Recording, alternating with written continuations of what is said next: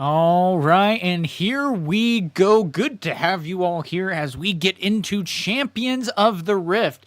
What this is going to be is kind of a Nexus Night kind of mentality where competitors are going to play 4 rounds. They're welcome to drop anytime that they want. And with that, though, every turn, every round that they play will help get them to climb up the leaderboards. You see, what happens is when you finish this Nexus Night type tournament, you will then get points that will be added to your leaderboard to show you that where you are, essentially. So, at the end of this season, which is going to be 8 to 12 weeks, we are going to then see where everyone is at and have a final tournament that people qualify for. So it's going to be a lot of fun, and I'm excited to be here. And good to see you all. Glad to do this. We are live right now, and there's a lot going on. This is my first ever tournament that I have ran by myself. We'll see how it goes. But with that, we only have a couple more minutes until the tournament comes online. And with that, it's going to be really interesting to see who we currently have on the brackets. And guys, it is interesting. So first and foremost, here we are with who we have signed up so far, and actually some pretty big names in the meta. Now, first and foremost, we have someone like Tera, who we've had on this channel before, really great and competitive player. Brocane, Zebronson, or Broce Johnson, you know what I mean. Ghael wins as well, who ended up winning the best Houston Regionals Yasuo deck and got the Metal Yasuo. T-Simple, who we've seen in other online tournaments, and players alike. So we're getting the final few people started here, and then we are going to go into our actual tournament setting and be able to see. We got a lot of fun graphics and things to show you. A lot of sleep over this, but it's a good time, and this is going to be, of course, Spiritforged. So a lot to be had here and a lot of really exciting things. You might notice me being a little bit maybe distracted on the side of this instead of looking right at the camera. It's because I am setting things up on Discord and things like that, but I don't want to necessarily leave you guys in the dark at just a starting soon or a wait screen. So again, though, this is going to be really fun, and this is something that I've wanted to get going for a while, but haven't necessarily had all the resources necessary to do so. Really wanted to get some more casting experience under my belt and then see what I could then do to get things moving. And this is going to be a tough part because this is kind of a preseason type show for you guys here in the tournament setting. And what that necessarily means is that I am running everything that you see is gonna be done by me, including the Champions of the Rift on there on the challenge.gg website. So really fun there. And there's going to be a lot of competition. I'm wondering what we're going to be seeing here in particular. And hopefully it's not going to be just Draven match after Draven match after Draven match. We're going to try to avoid that. But luckily, I think we do have a lot of competitors here that are wanting to try to break out of that natural meta and see what they can do. So we again have 4 minutes until the tournament starts. And we're having the final people sign up and register. Just for your guys' information, anyone is able to compete. This is going to be on TCG Arena, which is an online client where you are able to play this game for free. You just have to import your deck, and boom, you are good to go. You can play against anyone. You don't even need an actual profile made. So really cool on how the creator there was able to do that. And so I'm going to be curious to see what happens, but again, anyone who wants to be a part of this league easily can be. All you need to do is join the Discord down below. We run this every Tuesday at 6 Eastern, and you are more than welcome to join. So, with that being said, I think we're pretty much there. We keep having a couple of people join, a couple of people drop, and it is anyone's guess on where this is going to end out. Now, of course, we do have 16 competitors who are signed up so far. Potential of people getting some buys there. Hey, good to have you, man. And yeah, we'll go from there. So let's see real quick. I think we have 3 minutes until the final count. And this is going to be a really cool thing. We have a lot of fun tournaments that are going to be coming up. I mean, we have the regionals in China, I believe, this weekend, the very first one of Spiritforged. That's going to be really interesting to see. And so can't wait to see what is going to happen that week. And we're probably going to be casting it. Let me see here. It looks like I will F5. And yeah, it looks like Too Lazy is still going to be in this tournament. So something to be watching out for there.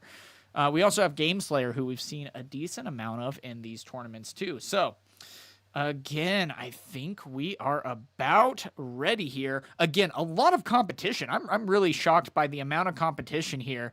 It's going to be interesting to see who comes out on top. Battle Tested is one that I've gotten to know over on X a decent amount. Again, we got Ghael wins, Gameslayer, Zebro, Brocane, Tera, Too Lazy. There's a lot here. And also what's really interesting is that Tera ended up winning a tournament yesterday, going completely undefeated with a Sivir deck.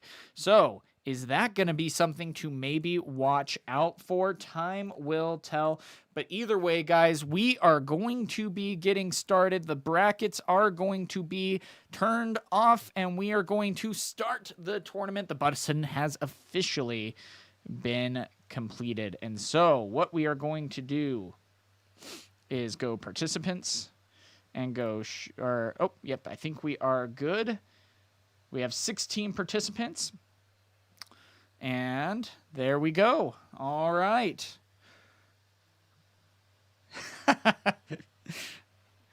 So anyway, guys, okay, let me go ahead and let the competitors know at...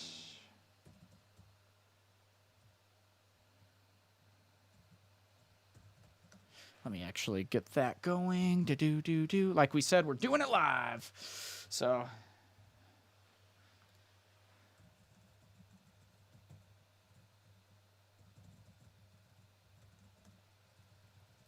remember to click on the shrimp and the self roll for the competitor. Good luck.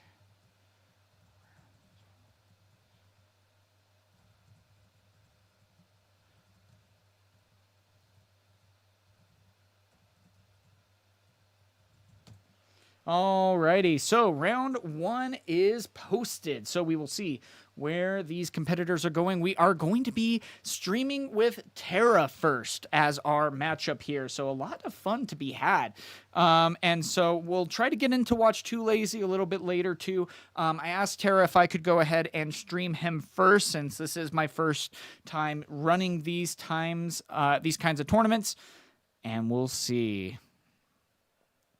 So let's go ahead. We will be starting the first round here pretty soon, so I'll put you guys on a little bit of a wait screen, and we are going to get started.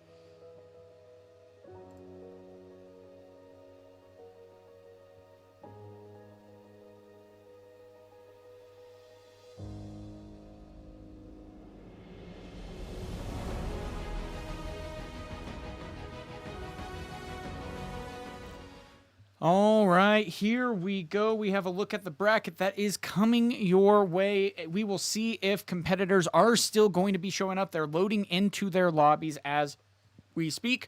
Our first match is going to be Tera versus the Hat Case. So something really fun to be able to see here.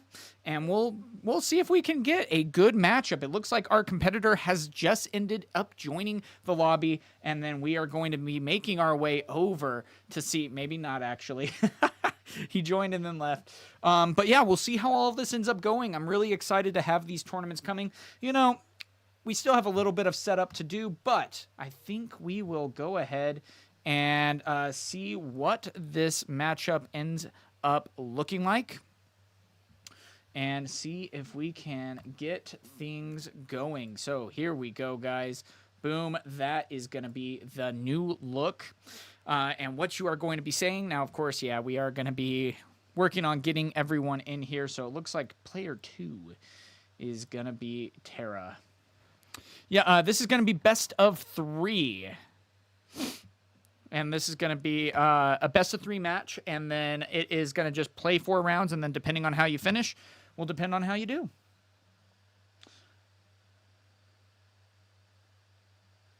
All right, so looks like a couple of players have not been here yet, so that's not good. Okay, let's see. Let's see, so we have Brocane. Brocane's there. There's Ghael wins.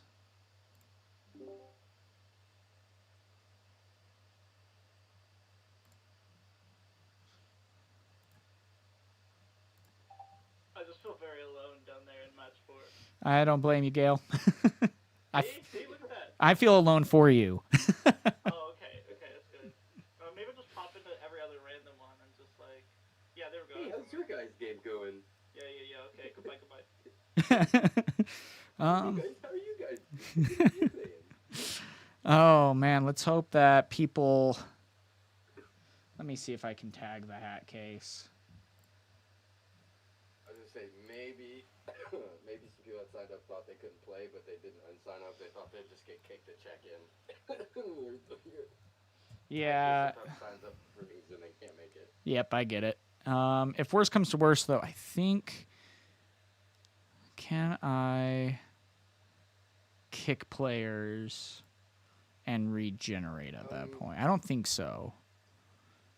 I think if you've already started it, I don't think it can be regenerated. I could be wrong about challenge, but also the sooner the better, because it looks like players are already in their match. Yep. Or we just say round 1 buys or whatever for the people who drop. Yeah. You know, I hate that. I do too. I hope it doesn't affect tiebreakers. Yeah.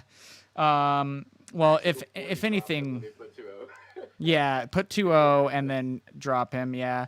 Hopefully after this we should have everyone match up easily here. But we have. It's a good turnout. Yeah, it's a good turnout if people show up. Doing things for college. Apologies, KK. No problem.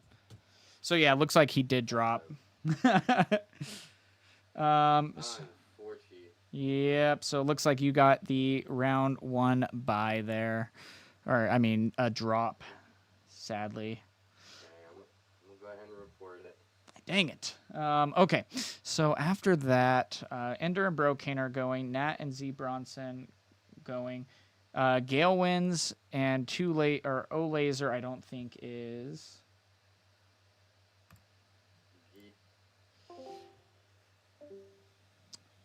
Oh, he just left. Okay, so yeah, looks like, yeah, we have a couple of people who no-showed here, so we'll go ahead and let's see. If you want to just run, you can report as a 2-0 if you want to go against Shoop down below on match 6. Just as a little practice game, if you want to do that, we'll drop the proper people and get things going next round. Cool. Let's do that. Sweet.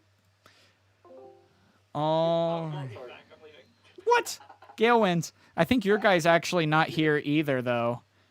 Yeah, I know. So, I'm jumping around. Oh, I know. If you wanted to go against Tera for fun, then. For fun? Yeah. Oh, If you want. Fun? Ghael doesn't let me have fun when we play. Here, I'll give you stream content if you want. It's like a brand new deck. I've never played Ooh. this deck before in my life. Okay, let's go for it. It's not brand new, like, but I've never played it before. Cool. Yeah, we'll do that Is it then. You're playing tonight? Oh yeah. Cool. Oh, but don't mark your bracket out, Ghael. What do you mean? Like, report your. I'll report Ghael's.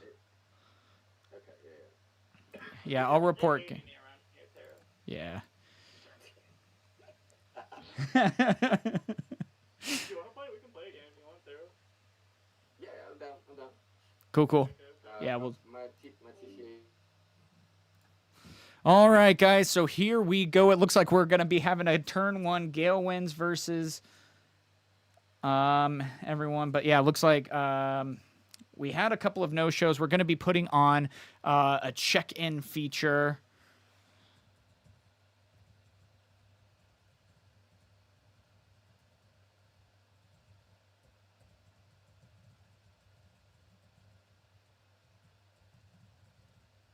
So let's get this going then. Ghael said that he was going to be trying a brand new deck. So it's going to be interesting to see how all of that ends up playing out here. So with that, we do have Ghael wins versus Tera. So this is going to be a really fun matchup, something to keep an eye on because, yeah, players are going to have some fun here. So looks like Ghael wins is going to be playing Rek'Sai, which is, I mean, just really cool.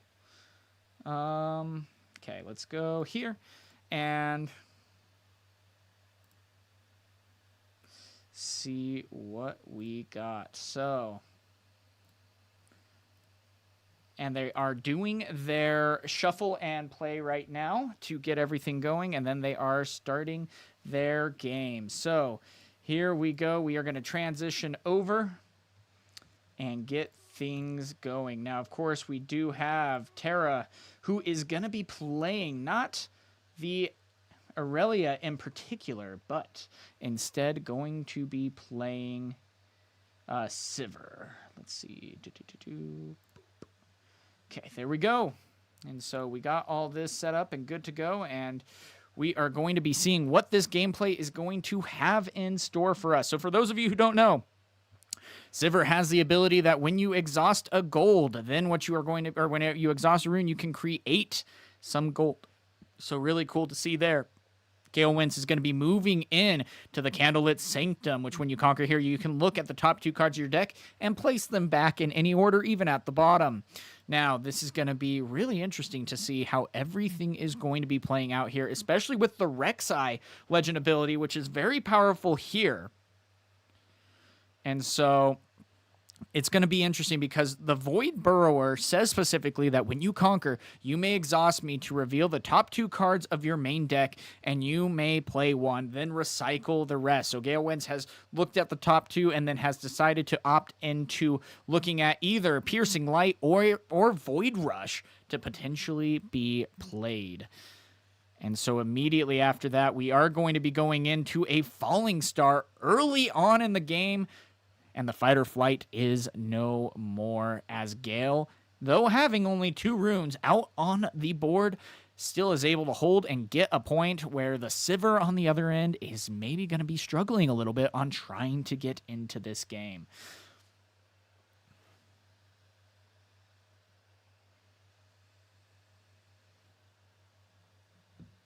I'm going to be curious to see how this is going to play out for both of these competitors. They are both proven to be very competitive, especially as we have Ezreal coming out. He's going to be able to discard and draw 2. And then going in with the stacked deck, then being able to look at the top 3 cards of your main deck and put 1 in your hand and recycle the rest. So immediately has been able to build up his board state, but still, Ghael Wins going up to 2 points is not going to be anything. And we'll see what this is going to bring. Just like that, we are going to be going up to 3. And I mean, this next turn is going to need to be a little bit big here for Tera to get back into this game. You don't want to give up too much, but even still, we're seeing that the 2 cards here are going to be digging a little deeper, even with Immortal Phoenix being potentially found and able to be played, though it doesn't look like either of those are going to be activated again with the Legend ability. So good to see here, and it's going to be interesting to see what they continue to do to try to stay in this game. Now, again, this is a brand new deck that Ghael hasn't necessarily played yet. He said this is a brand new build that he is just breaking into, and rightfully so. There goes Call of the Week, so the Ezreal is no more, and a gold is created as a sacrificial lamb of the Honest Broker is sacrificed. Now, the nice part is, Honest Broker does say that when it is killed, you play a gold gear exhausted. So right now, I mean, we're seeing exactly why Rek'Sai might not be one to bat an eye at, but even still, Sivir is at 6 runes and can easily rebuild a board and hopefully get back into this game.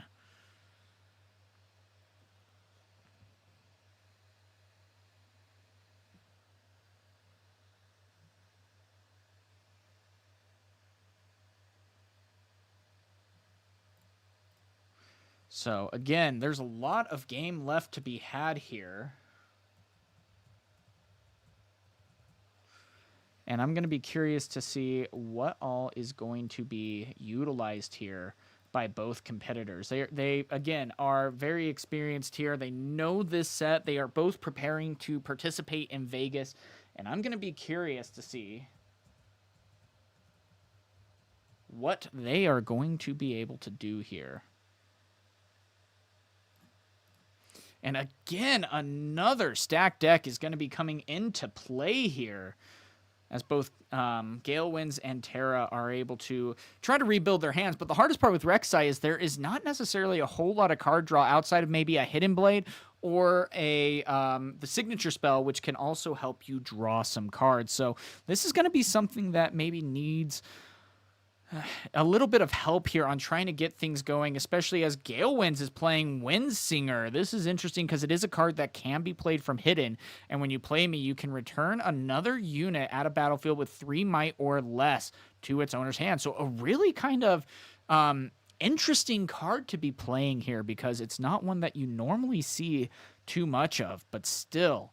Right now, going up to 4 with Ghael 3 cards left in hand and 5 runes, so is going to be able to access Rek'Sai's ability to potentially play out a card. And again, this is why Rek'Sai can be such a powerful unit here, revealing both Soaring Scout and Seal of Rage. And so the seal is going to be put out here.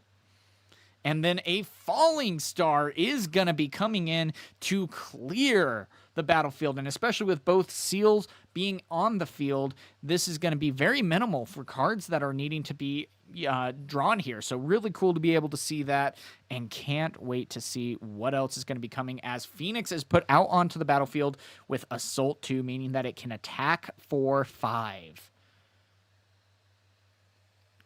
And so again, this is going to be a fun matchup here. A lot to be seen here, especially as, again, another Windsinger is going to be coming in, being able to bring back a 3 might or less at a battlefield. So a great answer right there. But again, Tera needs to get on the board, because anytime that he seems to be building up his board, Ghael immediately comes in and destroys it. And so right there, though, we have 2 Rashas that are coming out onto the battlefield. There are 10 cards in the discard, and a great play there to be said. Really happy to see what that is going to be able to be done here, and what might be able to have done here pretty soon. And again, he's developing his board. He's going to be rebuking back on there.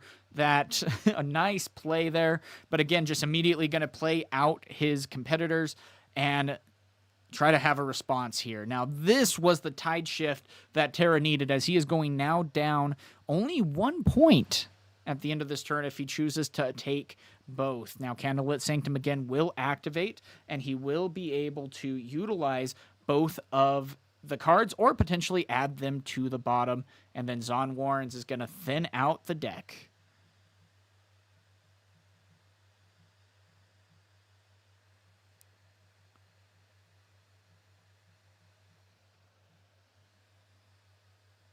And so we'll see again, though, all 3 Rashas now out onto the battlefield, and there's a wall there as another gold is created with the Sivir ability and even adding Sivir to the battlefield. That is a lot of might. That's 11 on one and 12 on the other that Ghael Winds will need to respond to.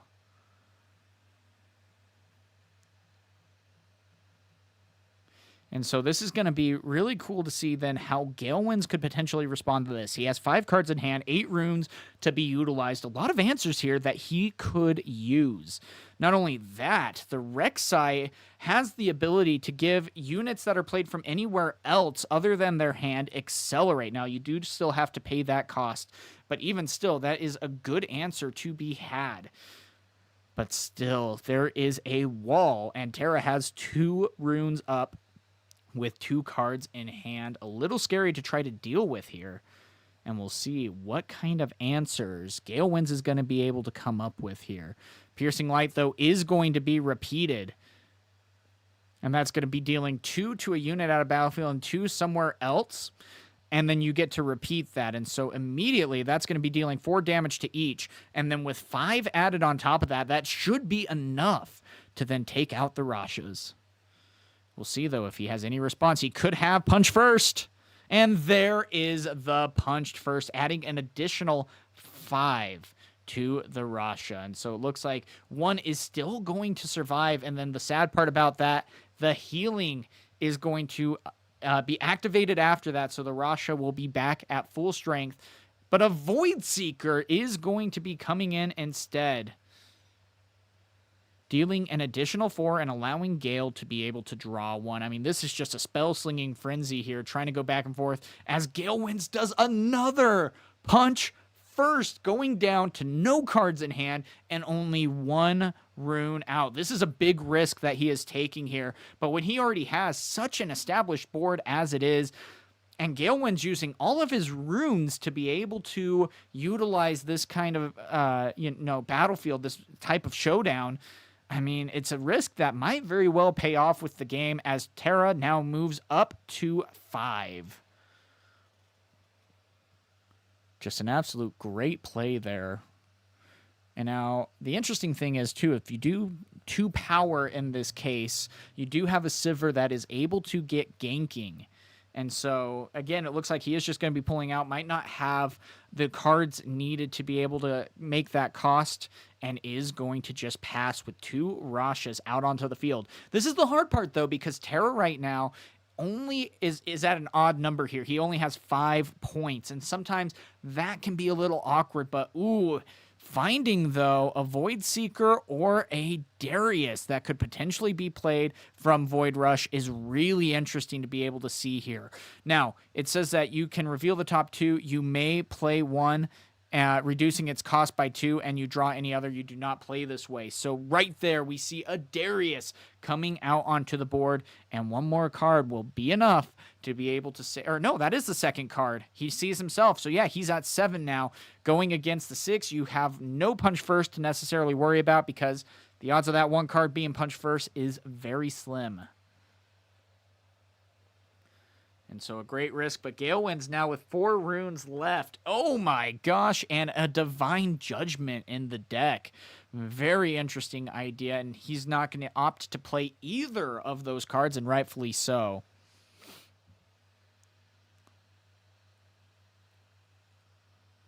And still, that is a big conquer, but the hard part is Darius is really good at taking a battlefield, especially with that 7 might, and that can easily be added to. Another Falling Star, though, is going to be coming in, taking out dealing 3 to Rasha and 3 to another unit.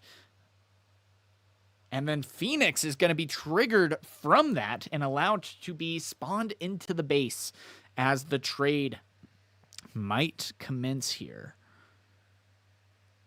And yeah, it looks like the trade will be good. And again, this is the risk. Tera went down to 1 rune.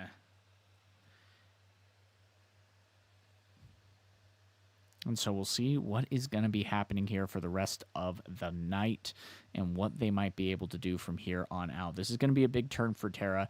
Again, Ghael has only 1 rune up, so maybe not anything to worry about with Rek'Sai, but there could still be a little bit of surprise cards that you might not be anticipating here. Still, he is going to be going over to the Zon Warrens, opting to get rid of the Hard Bargain, which allows you to counter a spell unless its opponent plays 2, but you can repeat that, meaning that they need to pay 4. So a great way to shut something down, but again, this is going to be interesting to see what might be done here, especially as a Scrap Heap forced to be played to draw a card, but it looks like that's going to be an answer. And it's going to be equipped to add 2 more and then a hidden card. That might be a pretty good play to get up to 7. But again, that Phoenix is going to be able to attack in for 5. It has Assault 2, and anything else added is going to be enough. I mean, if there is another Call of the Week, if there is anything that can take out that unit, Ghael Winds could go up to 7, and then it will be very difficult for them to try. Oh, and right there, you can bring Darius back. 1 card has been played. Call of the Week has been played. That's going to create a gold token when you sack the Honest Broker. And then Darius is going to be readied up. So a great play there, a way to shut down. And right now, Tera has 0 cards in hand. And the field is ready to be taken. And even still, with 4 runes left up, this is going to be something to look at to maybe see what they can do, but there's no units to be killed, and both cards don't want to be utilized here. So again, the Rek'Sai not being able to find something that they would want here, but still, both units are going to be defending these battlefields, and Tera's going to need to do something to try to get into this match, but it might be too little too late.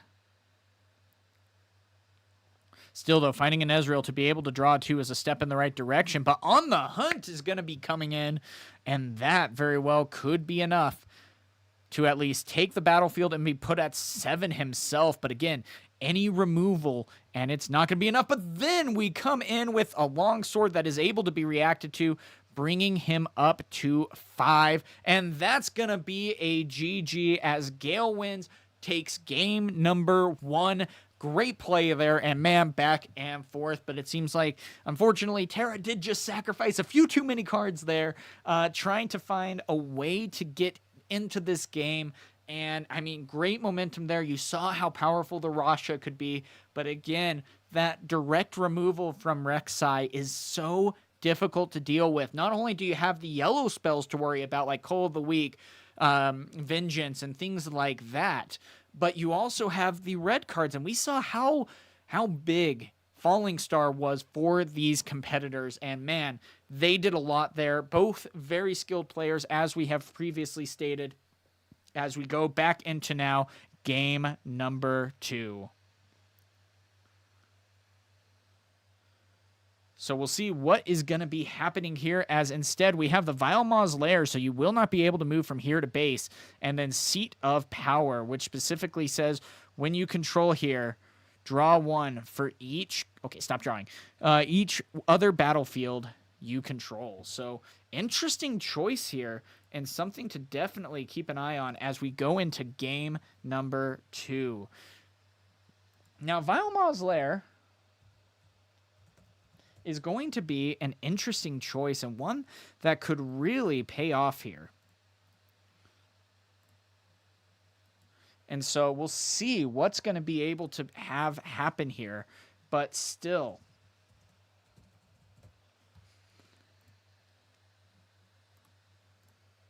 Tera is down 1 at this point, still able to play out his 2 cost.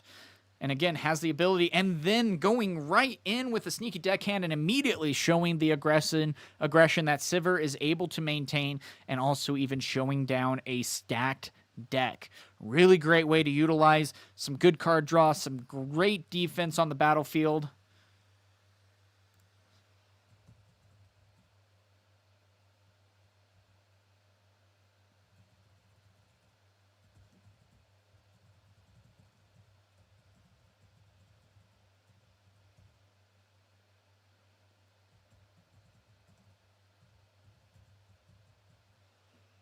So we'll see how this is going to play out.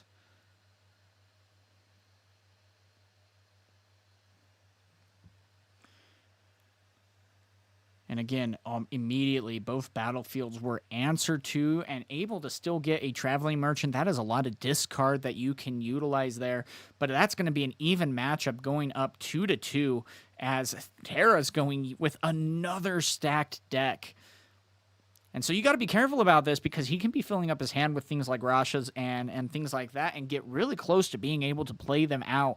And that 6 might early on is going to be pretty easy to get things going.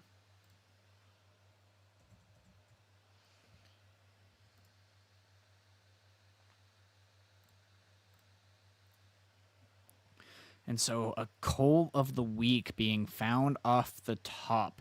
Not maybe something necessarily that you want to use here, but still going to be able to get out a Forge of the Future. What this is going to do is allow you to maybe recycle a couple of cards, but the big thing is getting a 1 might unit posted into base. That can be a big answer there and something that can be utilized. So again, this is going to be a big turn for Ghael Wins. Needs to be able to answer this. 3 runes still left at the ready for Ghael Wins. He has not passed yet, but still he's already starting to generate an interesting board state, and if he so chooses, could even go in with the Rek'Sai to be in the backfield and ready to attack on the following turn. But still, looks like he is going to be recycling and then immediately playing out the Rek'Sai exactly like that. Great way to be able to utilize Forge the Future. I think that's a card. Forge of the Future, yep. To be able to utilize that card. So, again, Ghael Wins has 8 runes here. So, again, great answers and has a battlefield that is wide open and Ghael Wins that is completely tapped out. So with 5 cards in hand, this could be a very interesting turn to try to get things moving back. And Ghael only having 3 cards in hand could be a little bit of a silver lining for Tera here, but he still needs to be able to get those answers and find those things. And Scrap Heap being discarded from Ezreal is going to be a great step in that direction. Again, as the Sivir gets activated because of the power cost of Ezreal.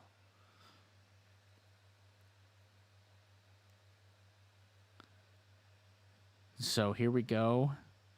Tapping. No recycling. It's only turn 4, and it's 2-3 currently, but looks like 2 are going to be sacrificed. This very well could be. Yep, there we go. With the Sivir coming in, that is going to be a 6 might Sivir. That is able to be accelerated, and again, that is going to be a gold created as both battlefields are taken over, and Tera takes the lead 4-3. So a great play there and good answers from both competitors. And we'll see what ends up happening here. Again, competitors still have a good 30 minutes left in the round if they so choose. And after this, they, of course, will be going to turns. And so it's going to be difficult to see. I mean, this very well could go into a Game 3. We would love to see this go into a Game 3. But time will tell. Again, 7 runes for Ghael. Seal of Rage coming out.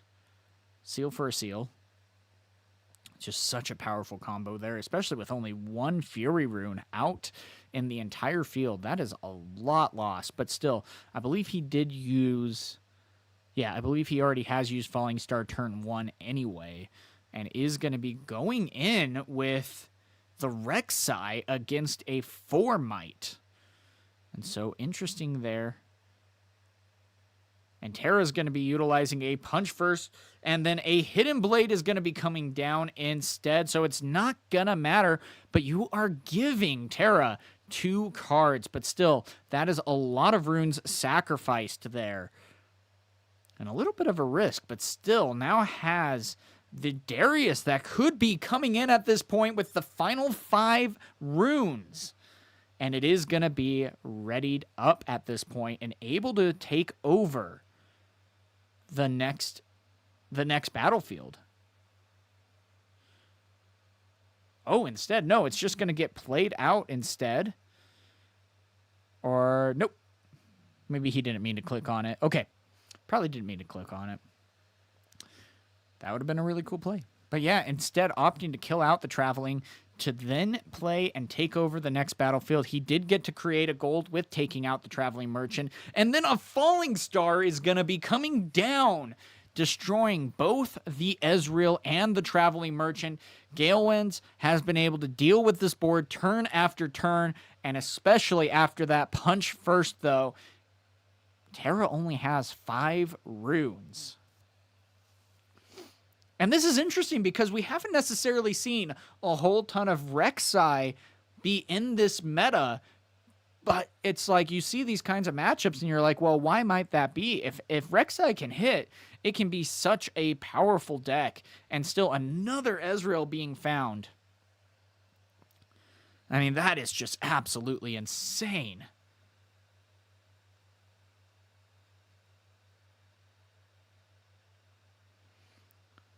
And so 2 runes left. But again, this could be scary because you're giving your opponent potentially, if you're not able to take the battlefield, you're giving your opponent Ghael to go up to 7 points. Now up to 6, luckily. But you still have that 1 might token in the base that can go and take and still get up to 7.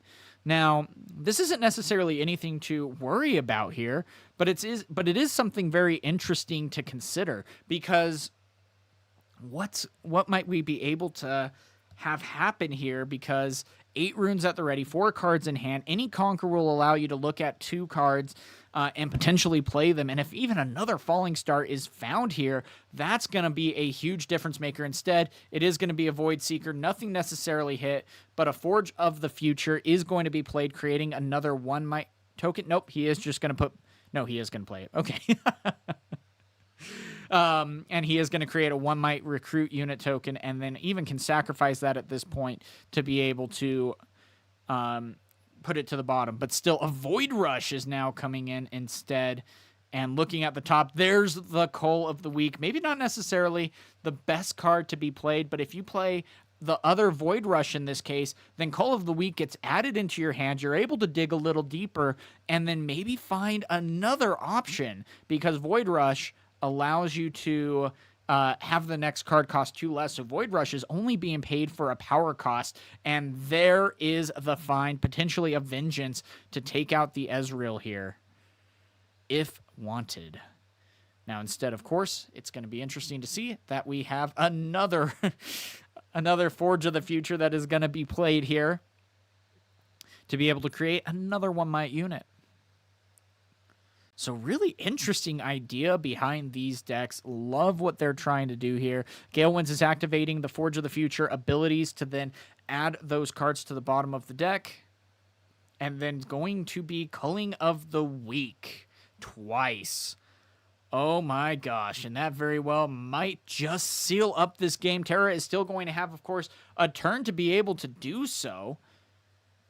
And it's like, oh man, what could Tera have in hand? But more importantly, what could Ghael have in hand, dropping both units in the battlefields instead?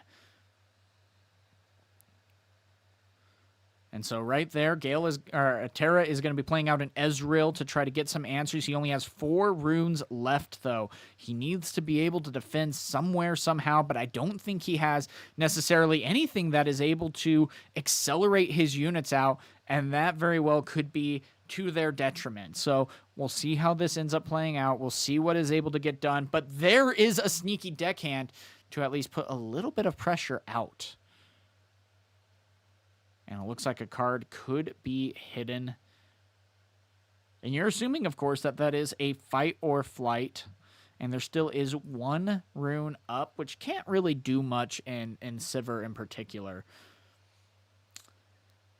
But Tera is fighting with all his might to try to get ahead. But Rek'Sai is looking incredibly good right now, especially against Sivir. It doesn't seem like it matters what they're able to do. Tera is not necessarily able to find answers, but still, even with that Conquer, now that's the answer that we have right there with Piercing Light, potentially able to be played and repeated. That would be dealing 4 all around, and that would be clearing out the board. And right at that point, Fight or Flight would not be mattering the final token, the 1 might unit, would be able to... Oh, but there is going to be another added. I don't think it was necessarily repeated.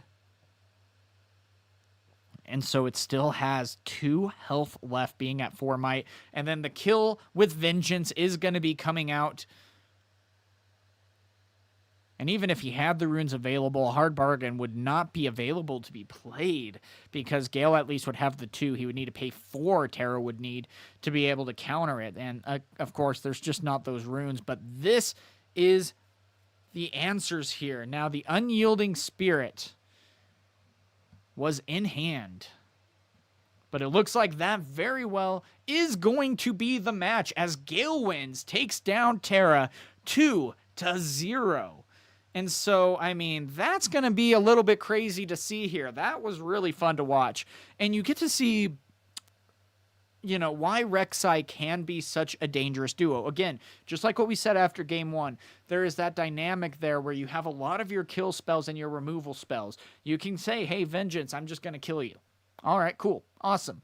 It's dead. Nothing you can really do about that unless maybe you're able to defy or counter it. Then you also have Call of the Weeks, which just say, hey, you kill something and it's just dead. And so great job from Ghael wins. Love what he was able to do with this deck. It was really cool to be able to watch all of this. So let's go ahead and take a look at the bracket here, as the combats, or the everything seems to be reported here pretty soon. We still have Battle Tested and Game Slayer. Let me check the Discord in particular. Yeah, we have Brocane and Ender still playing. I'm going to say Nat. So let's go ahead and get some people dropped. Let me just double check a couple of things. Edit, substitute. I could just play in this. That'd be really funny. And then, okay, let me actually get this opened on 2 screens so that I can look at who is here and who is dropping. But anyway, guys, while I do this, we are going to be taking a quick 5-minute break to see what all is going to be coming here, and potentially getting the next round started here even sooner. So stay tuned for that. We are going to have a lot coming your way.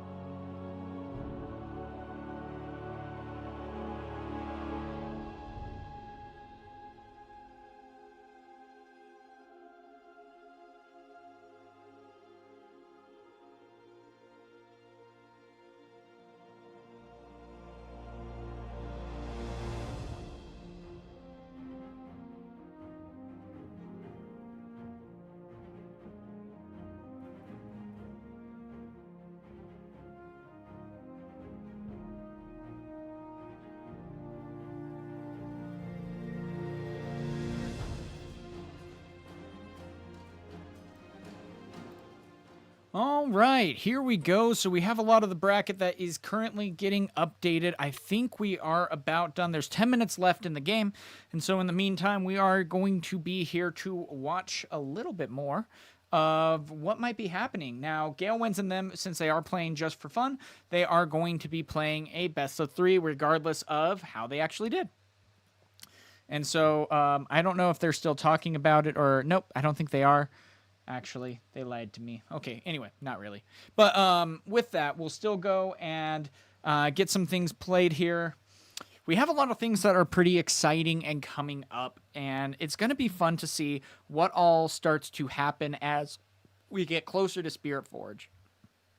There's a lot of people that are speculating how things are going to be going, especially that they might not have as big of an allocation as what we previously thought, about the same, if not a little bit more, than what we had at Origins. And that might be worrying a lot of people there, and rightfully so. And so it's going to be fun to see, or interesting at least, if anything, on how all of this is going to continue to play out.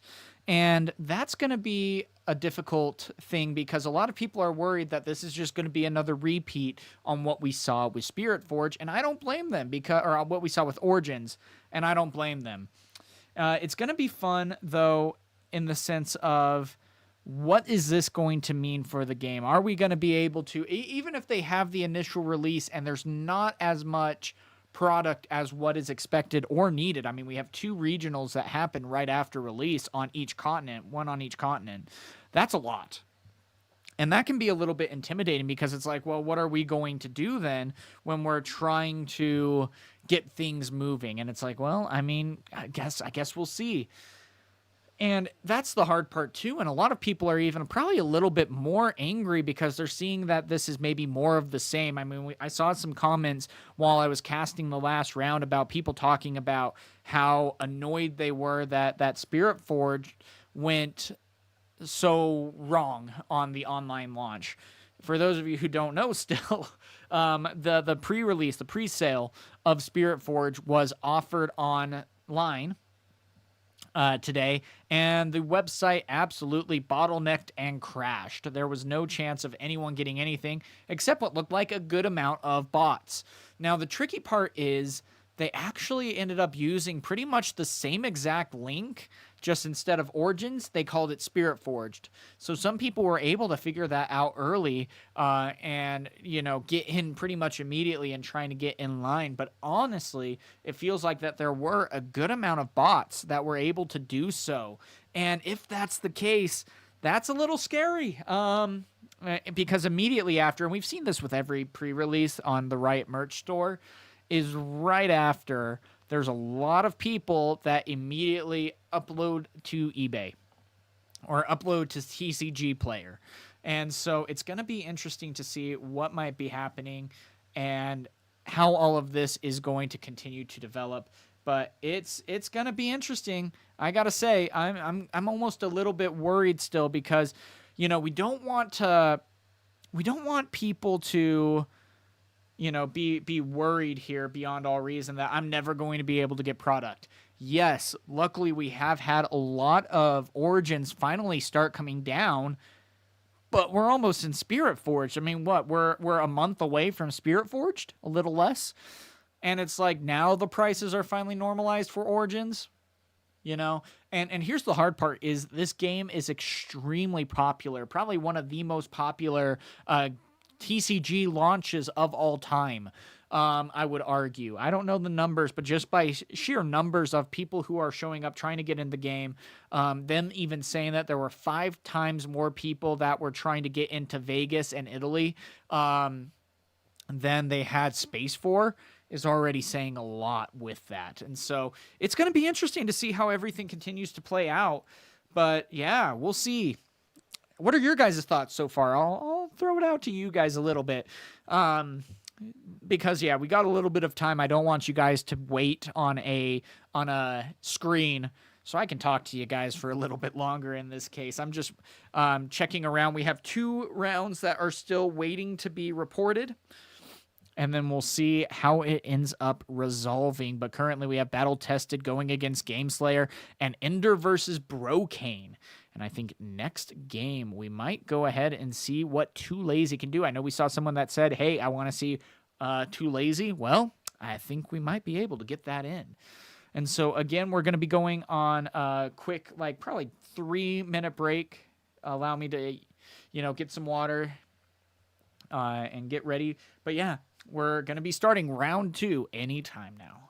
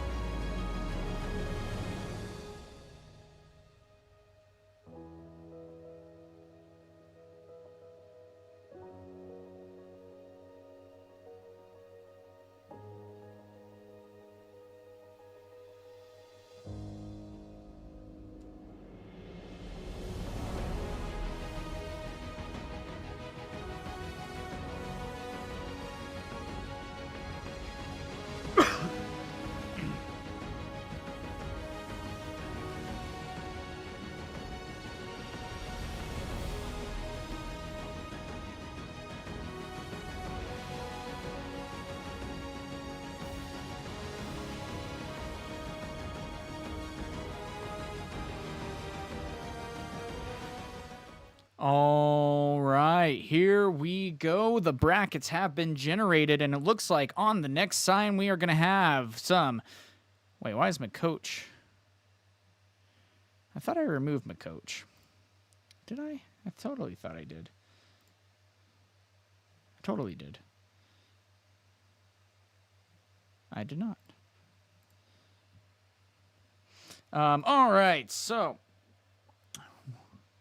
With this next one, of course, we have a lot of wins and losses here, and so we're going to see how this all ended out. And so we have Battle Tested versus Ghael wins, Brocane versus Shoop, Tera versus Too Lazy. So really cool to see that, and so going to be curious to see how that plays out. But very well might be looking in this case at a Brocane versus J Shoop.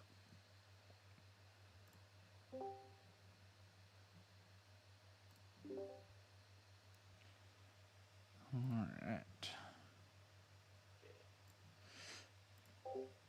Oops.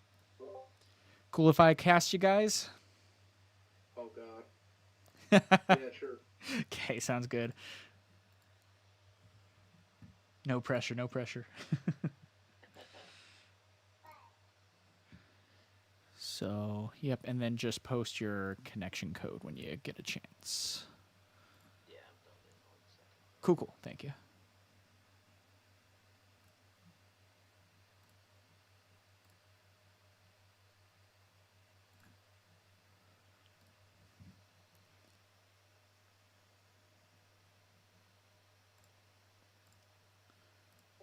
All right, so yeah, my thoughts on Annie next set. Looks like it's going to be really good.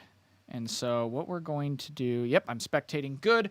We are all set. Competitors are getting ready. But yeah, I think Annie's going to actually be a pretty good surprise here as we go actually Draven v. Annie. So definitely something to take a look at here. Now, of course, with all that, player 1, we are going to go Annie. Oops, that's player 2. So, Draven. Now, we got a good matchup, Draven here versus Annie, so definitely one to keep an eye on, and really interesting to see here. Now, let me double check that I have everything muted, and, okay, I'm dropping, okay. Okay, and then we are going to say round timer. At competitor, time starts now, will end at top of hour. So here we go. Both players going to be competing here to see how this is going to be playing out. In this case, we have... Who do we have? Yeah, in this case, we do have Brocane versus Jay Shoop. Now, unfortunately, I don't know which is which actually here in this particular matchup, but this is going to be a fun one, and Annie is going to be interesting, and I think he is playing the power one as well, where you are, or the miracle one as it has been called for the Annie player, and so going to be interesting to see how all of this is going to be played out and what they might be able to do here, because it's going to be interesting. I'm really curious to see what they're able to do here. And now, of course, on both sides, we have Targon's Peak. Let me get that updated. We have Targon's Peak. And on the other, we have Zon Warren. So, of course, with that, when you do activate that, you do need to discard and draw one. So this is going to be a fun matchup, to be sure, and one that we need to be mindful of, especially as things continue to develop. I mean, you're already seeing how many cards Annie can draw, and this is the crazy part. Annie has been able to even keep up or even draw more than Draven, even though Draven has the ability. And you see Annie floating a rune right there, again, to play another Ezreal in this case, to get additional answers utilized here, which is really interesting to see, because, again, already building up that space, you're seeing that this is a bit more of a traditional Draven that we might very well be going against, and that is going to be interesting here because, again, we're not going with the Miracle Draven that everyone saw over the weekend. Instead, we're seeing the Kai'Sas, we're probably seeing the Dariuses, and there is already a ton of card draw that is there too. So it looks like we are going to be floating one again to do a called shot that is going to be looking at the top two and then being able to pick one. And he did repeat that for free with Ezreal.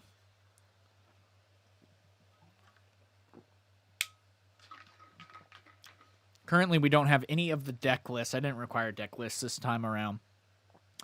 But what is this? It looks like put a Nocturne from the top of their deck to the bottom. But doesn't that mean Nocturne can be played? I don't know. I don't know if he might have missed that or what might be happening there. but even still is going to be playing the final 2 runes to have, a great answer right there at playing out a brand new card, Battering Ram. Now, immediately, it costs 1 less for each card that you've played this turn, so paying final 2 was able to get out that 5 might unit for 2. So even maybe a little bit better than what we've seen in Nox's Hopeful.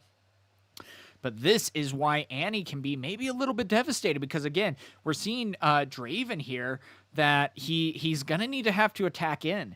And this might be the big question here, too, because can Annie still be this dominating and be this powerful when going second?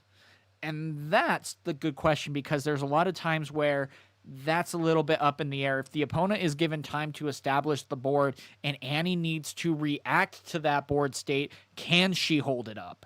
And so we'll see, but right now it's going to be an interesting twist and pull as we get things moving.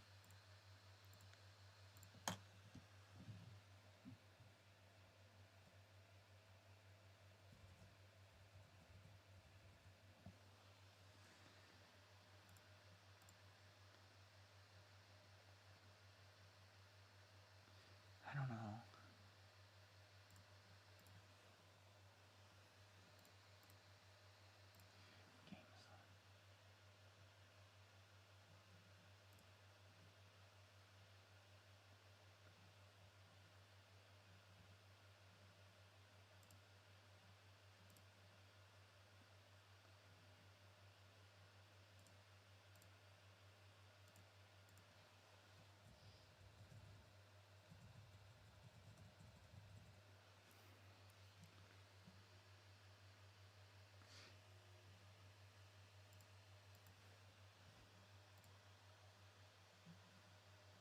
So here we go, going in again with another called shot to be used here. That's going to be another 2 cards added to hand, and going through the deck, you're already seeing the differential here. 20 cards to 31 left in the deck for Ezreal. So that's intense. That's very difficult to try to answer to. And I'm going to be curious to see what else might be happening here.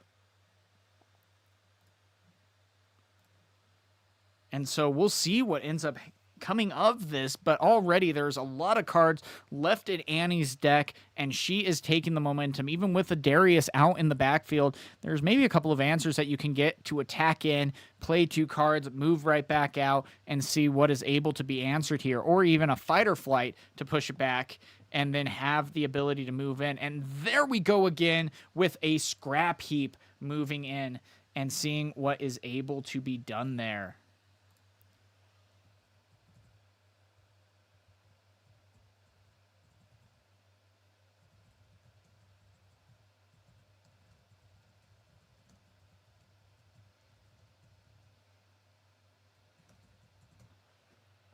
And so we'll see how this is going to be played out, because, again, these answers are very scary. Not only that, having Last Rites equipped is a very powerful ability, because you're saying, hey, by the way, when I conquer or hold, you may play a unit from your trash. And, I mean, you still pay the power cost, of course, which is really interesting to consider here. But still, there are a lot of scary options here that you might be able to well utilize. Even playing like a Rasha out with already 7 cards could be a great answer and response. And that is going to be something that is passed over here.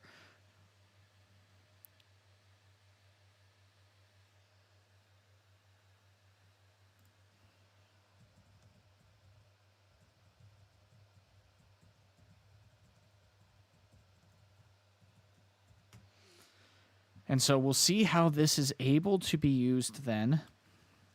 But already with a double Darius out on the field, that is scary. And a Rebuke coming out. Now, if this is a fight or flight, you can activate the fight or flight to bring it back into base. Ooh, but the hard bargain is coming in to say nope to that spell. And that is a lot of power that was just sacrificed.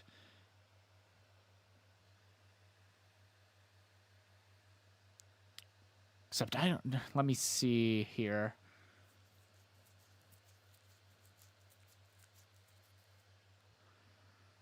Because the hard bargain does technically counter the spell, meaning that it does not resolve. And so in this case, the Dariuses would not be readied because the spell is counted as being played when it resolved, but because it never got resolved, they will not be able to be readied, and that is another 2 points for Annie. And now, again, this is going to be the interesting part. When we get into game number 2, what is that going to mean? What are they going to be able to do to respond to what Draven is able to do aggressively? Are they going to be able to get things moving? And time will tell here.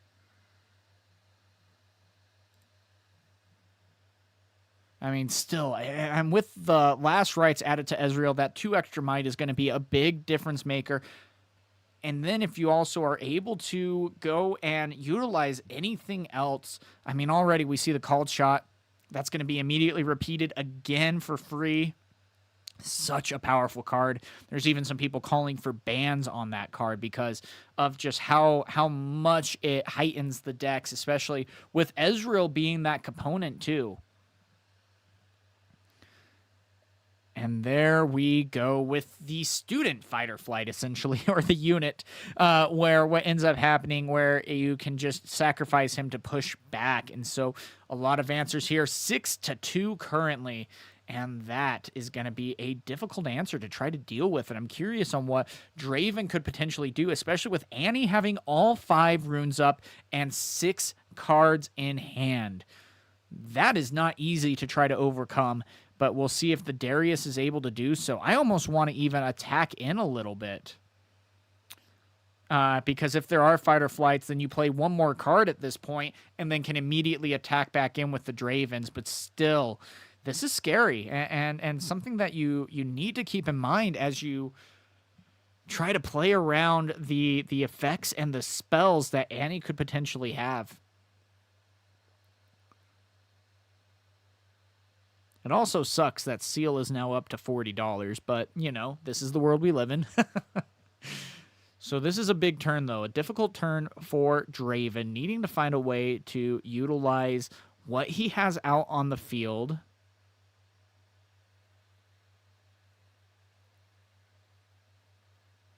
Might have accidentally recycled the wrong rune, I think. Yeah, I think he recycled a Chaos rune instead of a Fury rune. And so instead, of course, maybe going to be doing that flip-flop or on accident did both. I didn't necessarily see at that point, but we'll see what they are able to do to respond to this differential. 6-2 currently. And a very difficult situation for Draven. Now, of course, some people do think that Draven can be a fairly straightforward deck to try to deal with or play against, but, I mean, sometimes it's going to be such a difficult matchup, and instead he is going to be opting to play the Noxus Hopeful, trying to go up to 7 on each, but that's going to be the difficult part here. What can you do? 10 for the Draven that has the equipped signature spell, which also has Quick Draw. And honestly, that would have maybe been something good to save, because if you sent the Dariuses into a battlefield, one of them gets fight or flighted, then you go ahead and add the Spinning Blade on the other unit.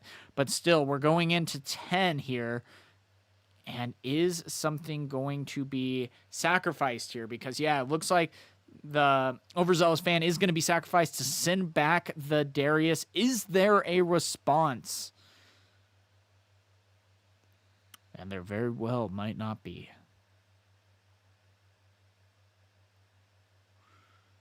And so, yep, just like that, going to be moving back.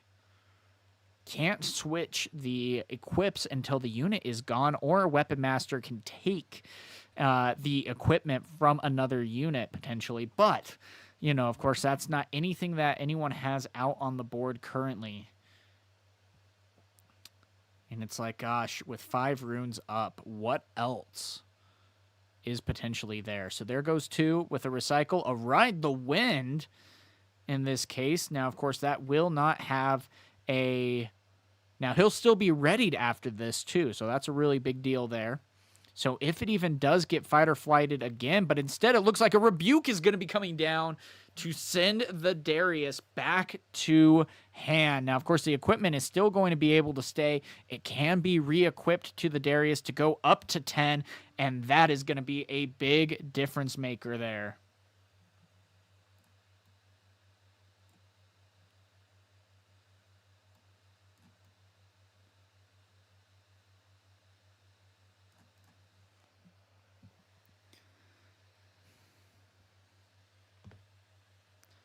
So we're going to see what is going to be happening here. Ride the Wind, though, still is able to go off. A battlefield was taken. Now the Draven's going to be losing 2 might, but still at 8 is going to be a good option here. But now the big defense is coming out.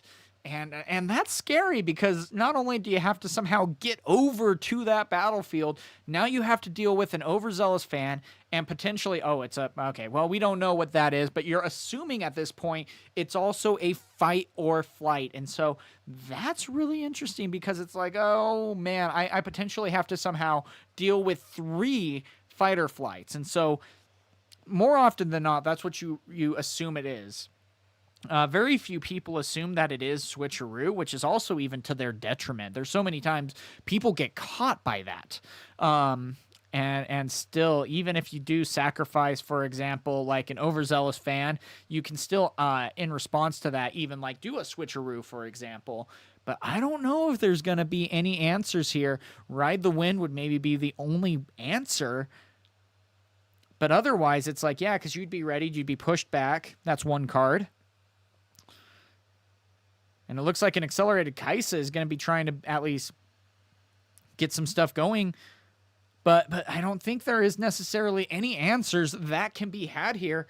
And we very well, it looks like they're going to be talking about it and saying, yeah, this is what I got. And we are going to be going to game number 2 as Annie takes the first game. Now, this is going to be a big deal. This is going to be tough because, there's a little bit of difficulty in what we have because it's going to be a tough matchup. Now, can Annie, going second, be able to have as big of an impact as she did in this game 1? And that's going to be the big question here. And I don't know if Annie might necessarily be able to, especially against such a powerful deck. And so time will tell. I'm not necessarily sure.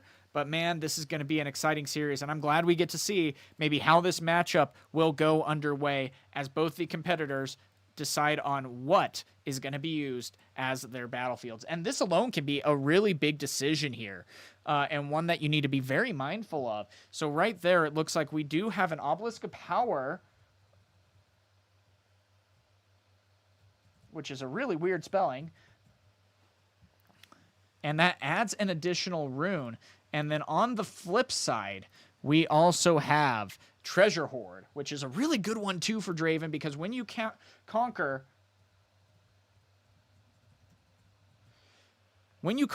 you can pay 1 to be able to create a treasure token. And Draven is a power-hungry deck and one that you got to be so careful when you go against it. So immediately starting off with a stacked deck, to be able to draw 3 cards, might be very well looking for a 2-drop at this point. Might not have one, but even if he does, I mean, still being able to look at 3 early on in the game to get some answers going, especially...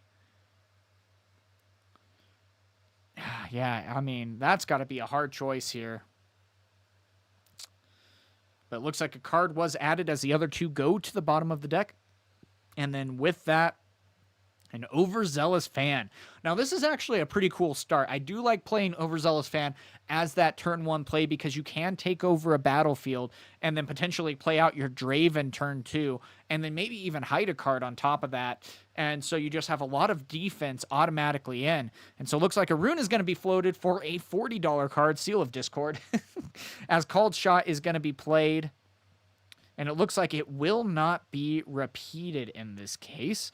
So still looking at the top 2, trying to find an answer here on what could be something to build up the board.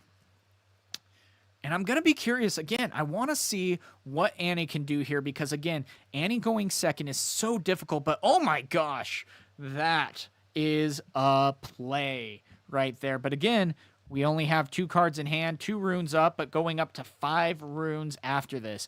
Still, even if you need to, you can even do an Annie to get back your spells that you might want to utilize to get additional card draw. But still, that is going to be some big swings here that can be coming in the future for Annie. And even still, Overzealous Fan is going up to 1 point.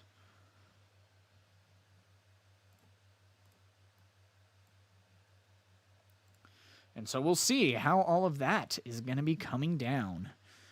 And again, and a Kaisa coming out to get double battlefields. Now you're going to have to maybe hide a card at this point to try to protect. But it looks like, yeah, Overzealous Fan is going to be the one that's getting protected here. Oh, man. And the big sacrifice is coming out. Sacrificing 2 additional runes to hide the cards. But again, Annie only has 3 cards in hand, and so that's not necessarily the worst situation, but it is still a risk here, especially as a Draven player. And a Rebuke immediately coming out. Again, if it's a fight or flight, though, then the Rebuke can, not necessarily be utilized fully, and the unit just moves right back to base. And so that's got to be something you need to be a little bit careful of, and why fight or flight can be such a powerful combo here. And it looks like, yeah, the fight or flight on the Kaisa is going to be used and sending that back, and that is 2 power. Well, 1 power because of the seal that is lost, but still with a scrap heap discarded to be able to draw 2 is a great response there as Annie gets on the board 1-2. At this point, you almost just need to attack in on. But again, we got to be so careful about Switcheroo. I'm so worried about what this card is. I don't want to highlight it. I don't. But it looks like 1 is going to be tapped to play out a gold.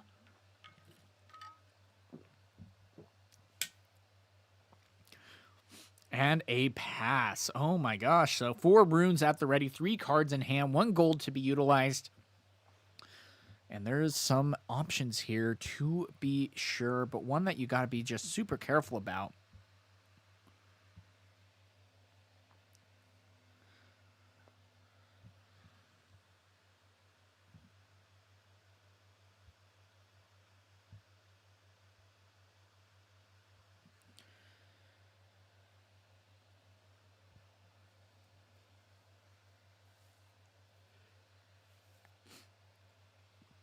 And so, yeah, a lot to deliberate here. 4 runes, again, like what we said, this was already a really big risk. At least you are still able to take the unit, but at the same time, it's like, how are you going to try to get over 7 might? And those 4 runes on the side of Annie is going to be so difficult to try to get around.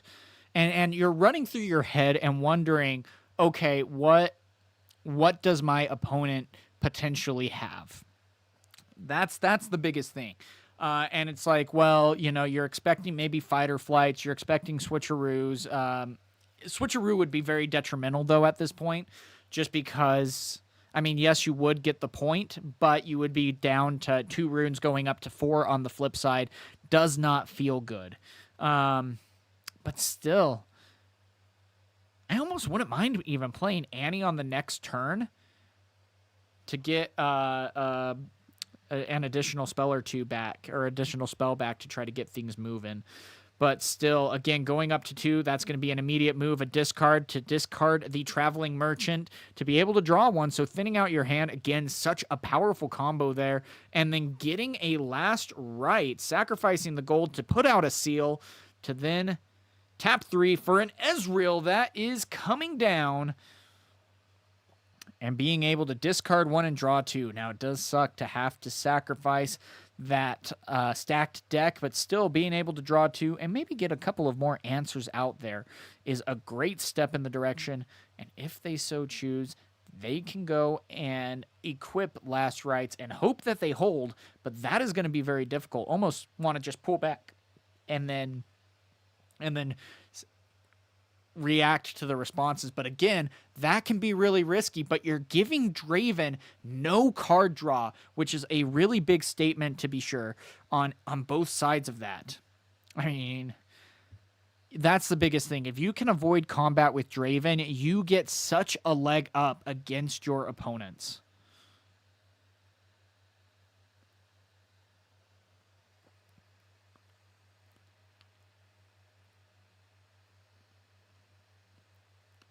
And so here we go with a gold being made after the Conquer. Kai'Sa's also going to be drawing a card, so you're not necessarily missing out too much. But still, here we are, turn 4, and the detriment is going to be 5-2 with Annie falling quickly behind. Now, the biggest thing that we got to worry about, too, is does Annie then run Arena's Greatest Game 3, and that speeds things up for Annie to be able to take this and run. We'll see. But we're still in game number 2, so time will tell on what is to be had here. As the pass is interacted, and that is a wall built up. Now, of course, again, assuming that there's a fight and flight on one side, and then you see an overzealous on the other, 3 runes up, there is a lot of scary stuff there. And it's like, hey, well, do I just attack in and try to get the answers resolved? Because again, once Draven goes down to, once Draven goes down to 1 rune, there's not necessarily a whole lot that they can maybe do outside of maybe a stack deck. And so it's like, okay, cool. I think I'm okay with taking this risk and seeing what we can maybe do to stay in this game.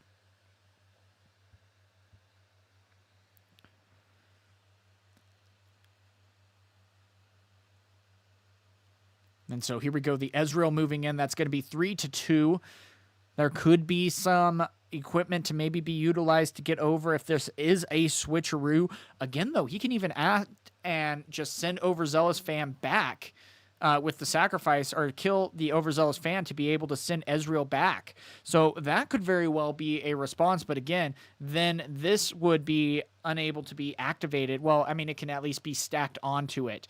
And again, you're thinking and hoping that this is going to be some kind of... Oh, but the switcheroo with the Tide Turner. A little different of a switcheroo here, but still a great answer. Now, he has the chance to be able to activate the Draven ability to add +2 if need be by recycling a red. If he does, then Draven's going to be going up to 6. So a great turn of events there. As the Tide Turner shows, you can't sleep on him. You got to be careful about how you go about it, because, man, can that change things for the worst here. Now, again, Annie still has 7 runes up, 3 cards in hand. That does hurt a little. Don't get me wrong. But it looks like, yeah, that is going to be a resolved battle as the Draven makes a gold and will be able to draw a card. That is a combo piece that you hate to see going against Draven, because it helps keep you so far ahead. And still, with 3 runes up, and you just gave your Draven, the Draven you're going against, another card in hand.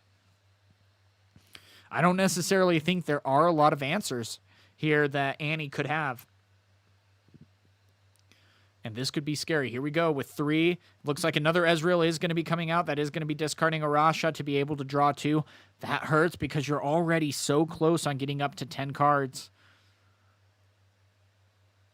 And that's the hard part too. Obelisk of Power does not necessarily feel like a great ability that is used, unfortunately, because you're not able to... Draven really has a lot of power cost. So if you give him 1 more rune, not only is he able to get bigger units out, but then he's also able to not necessarily take as big of hits. Now here we go. It's going to be 7, and if the 1 is sacrificed here, it can go up to 6 here on the Draven side, and then he can even equip any of his weapons that he might have, because both of his equipments have quick draw. His signature spell and the blade, Doran's Blade, if I remember correctly, if that's what it's called. And that can be a big swing. It looks like 1 is going to be sacrificed. He's going to be going up to 6. And then even if he decides to equip something after that, that is going to be a lot of might going up to 9. 9 or 8, if anything.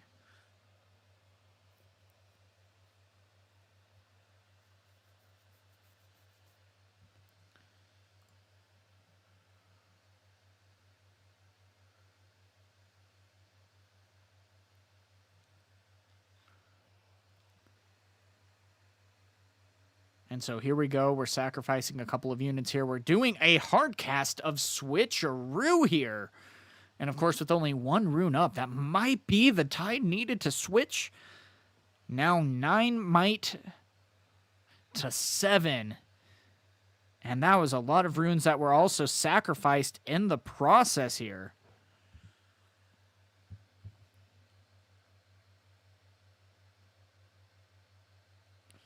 And so a great job there on winning that much needed battlefield. Now they can go and pick a spell to be able to activate, or a unit, sorry, because of the last rites. I don't know if there's necessarily anything that you would want, but if you did play a tide or a traveling merchant in this case, you could, because you won the conquer. You still would, of course, be able to ready 2 units, but, you know, still.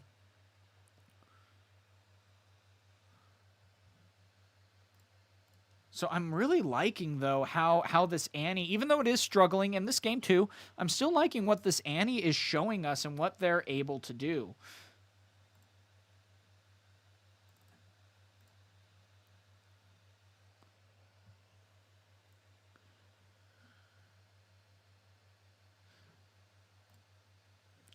And again, that is a hard pass, but with a lot out on the board.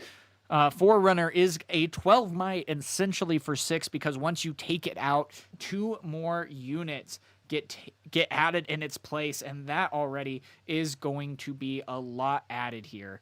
So, I mean, this is going to be fun to see what then will be going down as we get into this ending of Game 2.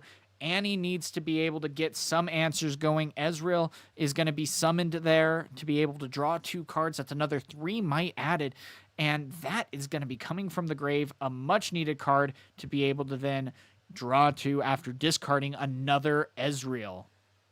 There's the called shot, though. Immediately able to refill the hand. A great job there to get you 2 additional cards while looking through 4 cards of your deck. And again, this is the power of Annie here, because right now we're looking at the top 4 cards. We're down to 19 cards in our deck, with our opponent, the Draven, who we think is the master of draw, has 26 left. And there we go with a scrap heap also being discarded to draw another 2. A great move, especially as we try to make this stand here. But the scary part, the thing that is looming, is in the other battlefield on the treasure hoard. You need to be so careful, because it's going to come to a point where you need to be able to take that battlefield so your opponent does not get the 8th point. Now, of course, there's going to be a fight or flight, moving it back to base. The Ferocious Forerunner, or Ferris Forerunner. I always call it ferocious. It's not ferocious, it's cuddly. It just happens to be on a big mech. As a double fighter flight is going to be coming back. Now that's going to be using it on his own unit, and when you do that, as long as it's ready, you are then able to still keep it ready so that it's able to be moved. And so there we go with an Ezreal moving in, saying, hey, guess what? If you sacrifice the overzealous fan, that's fine. I'm going to sacrifice my Ezreal. So a great sequencing here that Annie was able to do, and this could start really paying dividends. Now, you got to be careful, because this is going to count as a 1 combat, though, for the Draven. And so he'll be able to draw a card off of that. But then after the fact, you're still going to be taking out a Kaisa, which is a very much needed card here. But you got to hope that you have some answers in your hand. Otherwise, it's just going to be way too difficult to try to get things moving here.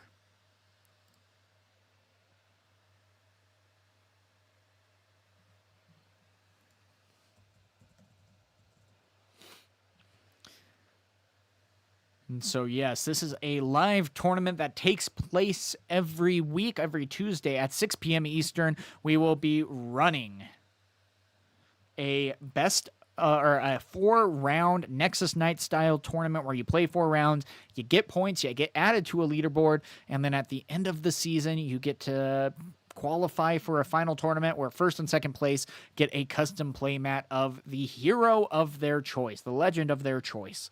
So, pretty fun. And this is free for anyone to sign up for. You're more than welcome to play as many rounds as you want. We've already had a couple of people drop after playing 2 rounds. And you still get a point for participating.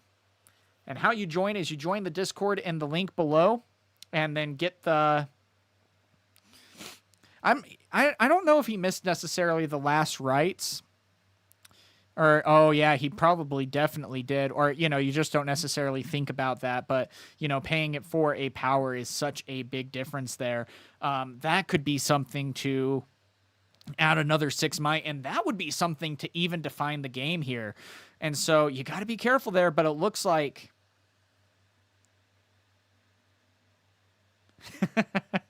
Thanks, Crash. I got to stop commentating for that comment. Thank you, man. But yeah, it looks like a hard bargain is going to be coming out on the Fight or Flight, though that isn't necessarily... He's going to have to pay 2 to allow that to go through if he wants to. But if not, then still going to be able to get things moving otherwise. This is going to be a tough matchup here. Something that we got to watch out for, but still... There is a lot of might in the backfield. I mean, the Forerunner is already going to be such a big difference maker. I'm watching you, Crash.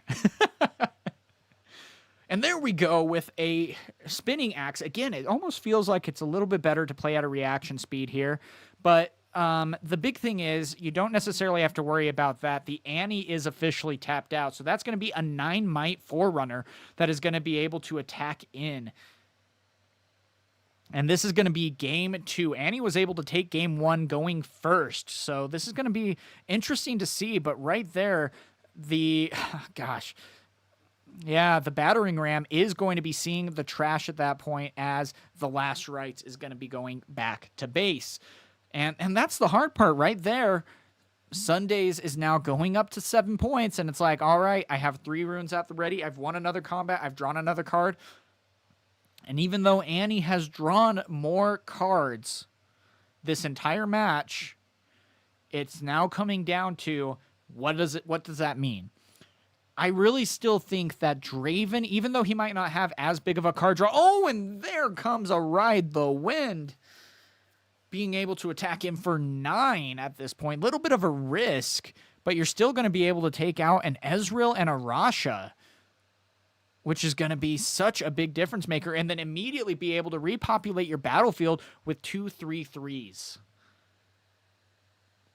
Oh my gosh, and look at that sequencing. I gotta absolutely love and respect that, but I think he totally forgot why you even play Ferocious Forerunner, because you do need to create 3 mechs. And it looks like, yeah, that is going to be the end of the game, though, anyway, as game number 2 is taken by the Draven. And so already that is looking pretty impressive. Annie has taken game number 1. Draven has taken game number 2. And we get to see how this will all resolve. This final sighting is going to be a big difference maker. And again, just that little bit of timing, forgetting the rules a little bit, can be a big difference maker and something that needs to be kept in mind. There's a lot of time left in this round. We still have another 25 minutes until the clock expires as we start to go into game number 3. I normally put their names in, but unfortunately I don't. Their names are different here than what they are. So anyway, with that though, looks like we have a Candlelit Sanctum.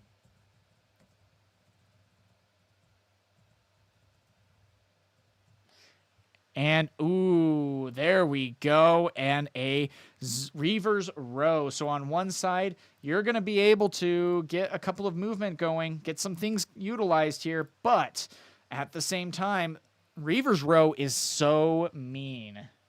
Because you can, just for backing out when defending, will count as a 1 combat. It is why so many people get annoyed, and that's why it almost needs to be a 1 showdown, because showdown is different than combat there, if I recall correctly. I'm pretty sure. But even just nerfing Draven and saying something along the lines of once per turn, or if you lose a combat, you discard 1 to keep him in check that way, could be really interesting. And immediately, again, we are starting off with a stacked deck, going to be able to draw 3, maybe again trying to find that 2-drop that Draven would need to get things moving. But this is the thing, last time when we saw Annie start the game going first, she was able to get control of the battlefields and able to utilize the momentum and put Draven in his place. At the same time, though, you do not want to allow a die roll to dictate the power of your deck so much. But still, we see that the Traveling is going to be moving in, discarding a scrap heap to be able to draw 2. Going to be floating a rune to be able to play out a Seal of Discord. And then afterwards, going to be playing out an Ezreal in this case. You already know. Wait, backing out on the Ezreal. And instead going to be playing a Seal for a Seal. And then going out with another Ezreal. So already a lot of cards. That is going to be, 3 already played? Nocturne discarded 2.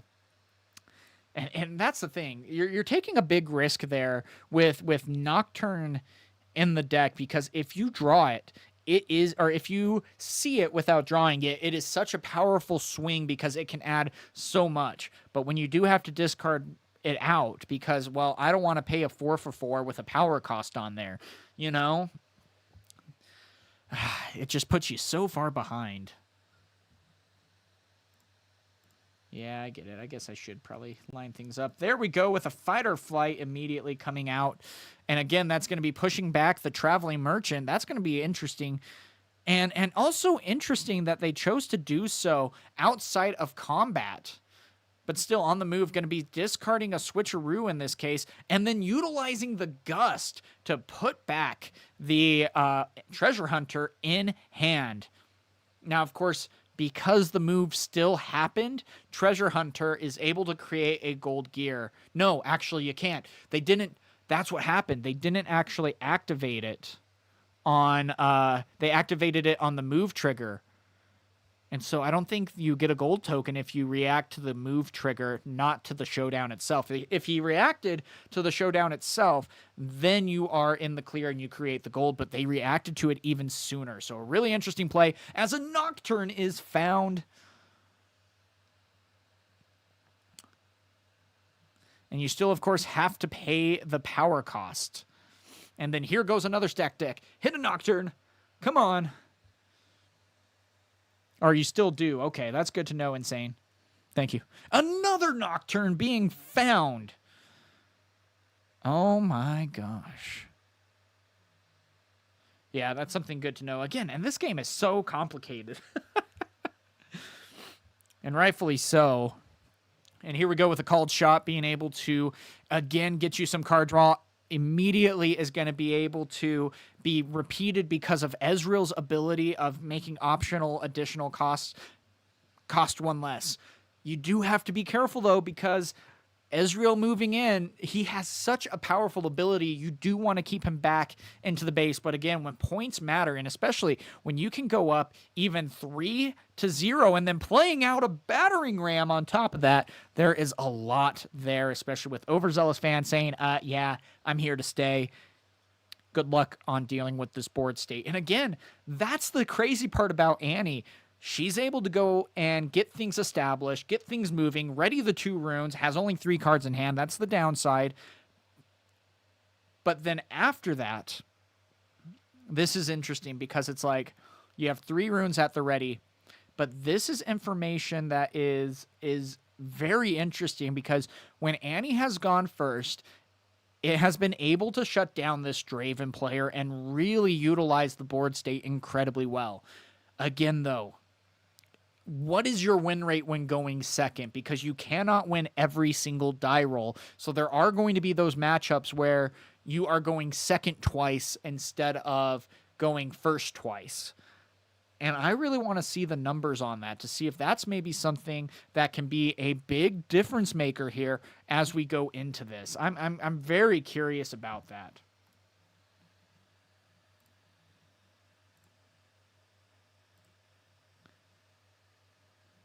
And so let's see what else is going to be happening here.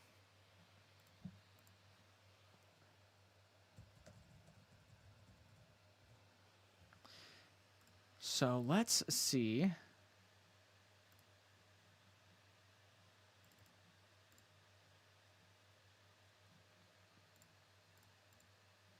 I mean, this is something that you definitely need to think on here. Try to figure out what you can even do. And, I mean, this is going to be a very difficult situation to try to work around. You only have 1 unit out, even with 7 runes. The last thing you want to do is give your opponent a turn. You also see that there's 3 runes at the ready for Annie. You look at the discard, you see There is no fight or flights in the discard, which is even scarier at this point, too. So you're assuming maybe one's fight or flight and a stacked deck at best, but it looks like this very well could be a pass, giving Annie another turn to create more defenses to really stop Draven from being able to interact. And here's another called shot that is going to be repeated, able to then make this. And with the seals, this is so powerful because you're essentially playing and drawing 2, seeing 4 cards for free. This is the draw differential too here. 18 cards to 31. Annie is absolutely drawing like crazy. A scrap heap is now discarded to draw another 2. That is going to be 2 cards played so far anymore, and you can really start to take care of things at this point. Rasha could still be played as well. You got to be a little bit careful about that. But we'll see how this all unravels. Now, I got to say, I am very curious on how Draven can continue to play this. There's still 5 runes at the ready. There's a lot that Annie can do as a whole. Her cards are very finely tuned. Again, though, the tough part with this version of the Annie deck is it is so set on the draw and thinning the deck, which it has been able to do very successfully. But that can also be the difficult part because it doesn't necessarily say, I have the answers. That's where this deck can struggle, and we saw that in game 2, especially when going second. It wasn't able to necessarily get ahead. You're hoping that the battering rams, the Rashas, and things like that mid to late game are going to be that good momentum swing for you, but even then, that might not be enough, and you're hoping on that. That might not be something that you're always able to do, and if not, well, it's like, what can I do then against Draven? Especially his react equipment is very interesting to use here. And so, yeah, looks like, again, just tanking a little bit here. And there we go with a cleave coming in. That is going to be added to a unit here. And it could be going to the Draven. That would be putting him at 7, moving him up to 9 at that point. He would be 1 away from stopping the Candlelit Sanctum at this point. And so that could be something to keep in mind here. And one that we might be waiting on, but still, I'm going to be very interested to see what's going to be happening here. Because, yeah, it looks like that's going to be added. But again, a single fighter flight could change everything. But Draven might have a ride the wind in hand. So again, there's a lot of different dynamics here that you got to equate to. And if he's playing a stacked deck, he's now looking for that answer, looking at 3 cards, and trying to figure out where I can maybe look through things. And again, it looks like he quickly found that answer and immediately added 2 cards to the bottom. Is that the one that he wanted, though? Again, this is a very uphill battle. He's lucky, though, that he has 9 runes to be able to use for this entire turn. But is that going to be enough? Because if you don't have the cards, it doesn't matter.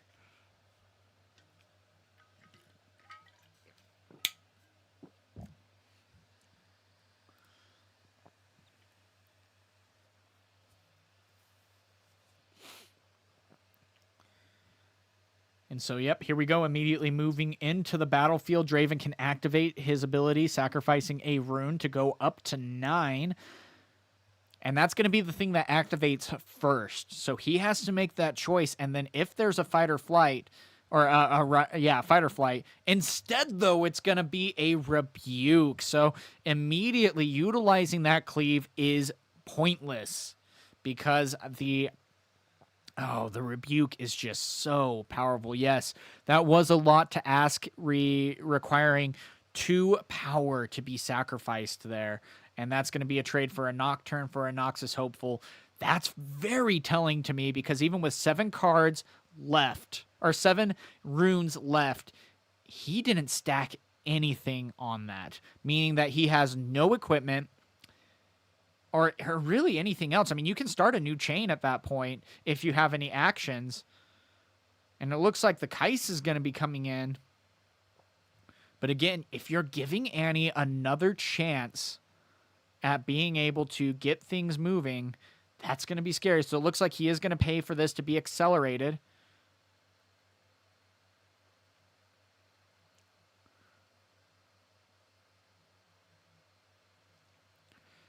But still, Is he going to then try to attack in and then have the spell to use? Yep, looks like there it is. Going to be attaching that to the Kaisa. That's going to be going up to 6 at that point. Little struggling there. Sometimes it is harder to play online than it is in person. That's just how it is.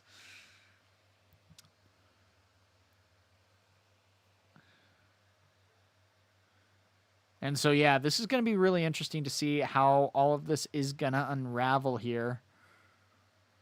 And again, sending in both, that is very scary. Fight or Flight's going to utilize here and say, yeah, let's get rid of that, and you dead.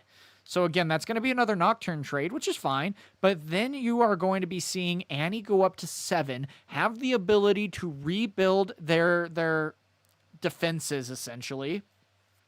6 runes is a lot to do, so 13 cards in the discard. Any Rasha can be played for free. That's going to be utilizing Traveling to be able to get out of there, to be able to get rid of a Traveling and maybe get some better answers. You can move Ezreal in if you want.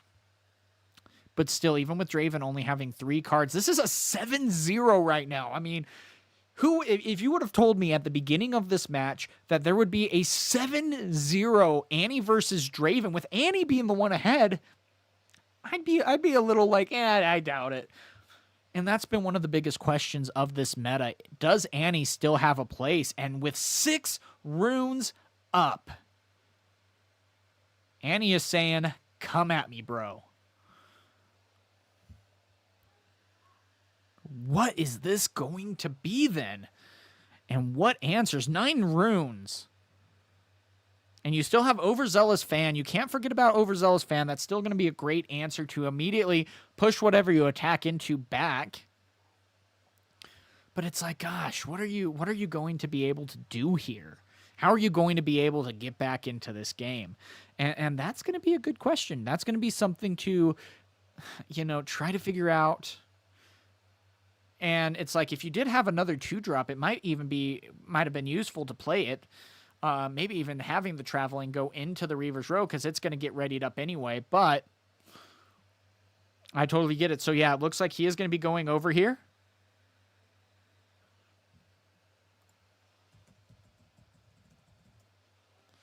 And so we'll see on the board.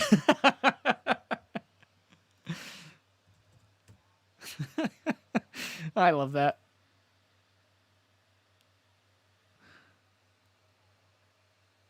So he's on the board, guys. Here we go.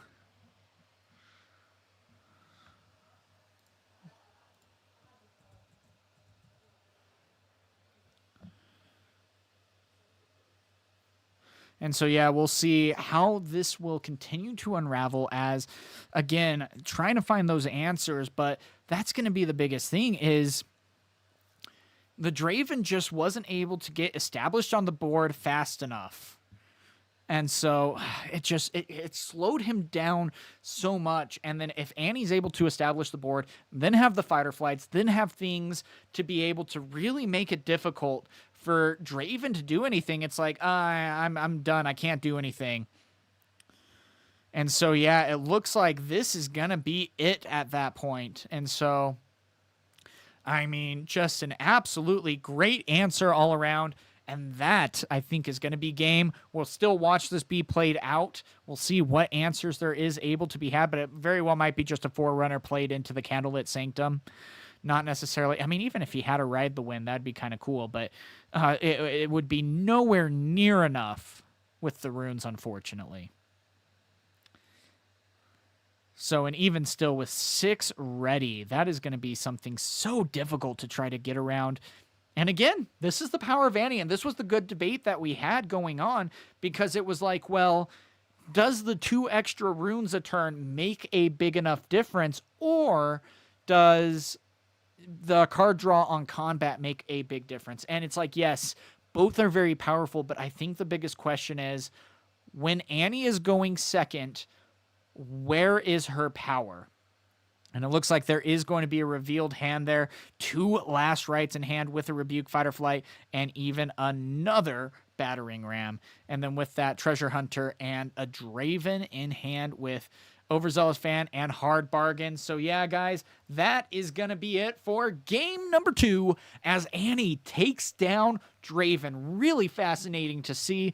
And again, it seemed like it was a little bit more on the Annie side with the Miracle Draven build. It's now the Miracle Annie. You're able to get a lot of cards out for free. They were utilizing the Nocturnes, the Rashas to come out for free. Also the Battering Ram to come out for 1. Really great gameplay there. And you're able to see... Wow, Annie is able to take it to Draven, and very painfully so. I mean, that was a grind in the end. And unfortunately, there was just no answers that the Draven was able to have that Annie couldn't handle. And so, we'll see what happens. But anyway, guys, that's going to be it for now. We're going to be taking a quick 5-minute break, and then we're going to be checking out the brackets and things like that and going into another round. So be sure to stay tuned, and we will be right back.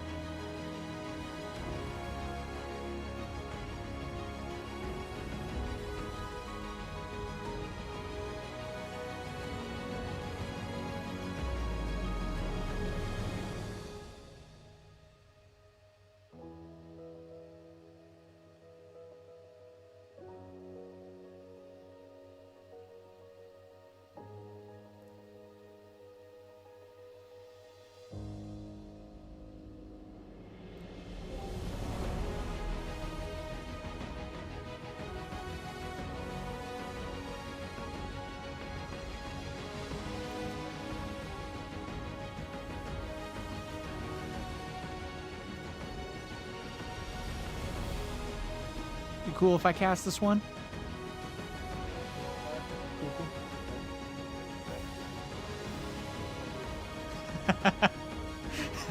No worries, that's why we play these, right? Cool, cool. Yeah, post room code when you're ready, and yeah, good luck to you.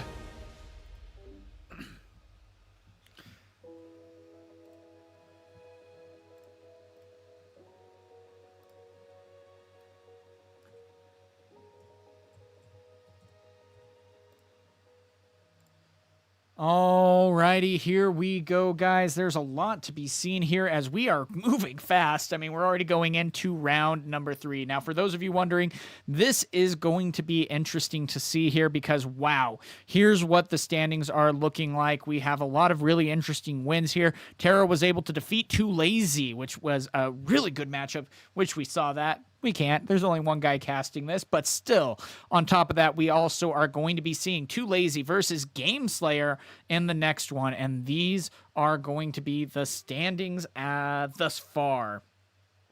Now, here we are with Zebro in first place, Tera in second, followed by Brocane, Battle Tested, and Too Lazy. So again, we are going to be going down 2 more competitors that are going to become defeated, potentially. So we'll see what happens. It's going to be interesting, and I am excited to see what is coming our way. Now, of course, there was a guy that requested Too Lazy to be watched out for. So we'll leave and try to see if we can get the room code and get that going. Looks like we got it. And yeah, I'm excited to see it. So for those who wanted to see Too Lazy, there we go. Now we're spectating. Awesome. All right, guys, things work. You know, sometimes we are grateful for the wins when we have them. So here we go. We are going to be finding out what these units are going to be and how they are going to be used. So again, Battle Tested is going to, or Game Slayer is going to be a little bit worried on how things ended up going for him, but it'll be fun to see. And so let me get some things set up.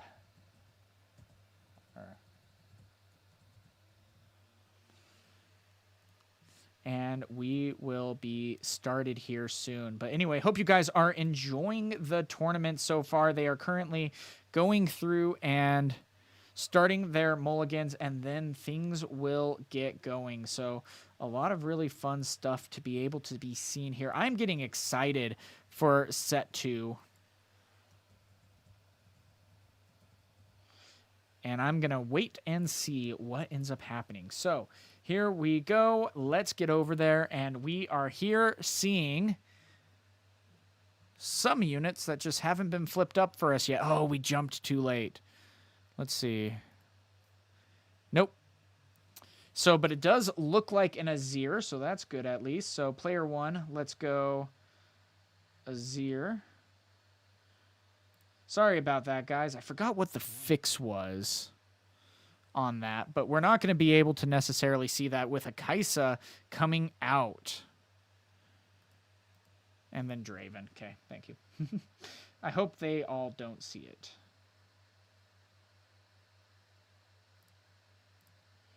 Okay. So here we go. And then likewise, on one side, we have Zon Warrens, meaning when you conquer here, you draw 1, then discard 1. And on the other side, Orin's Forge, that while you control this battlefield, you can tap your unit to be able to utilize that. And so let's go ahead and update that.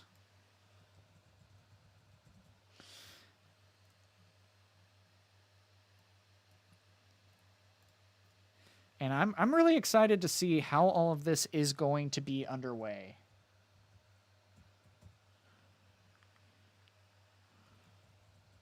Orange Forge. Okay, cool.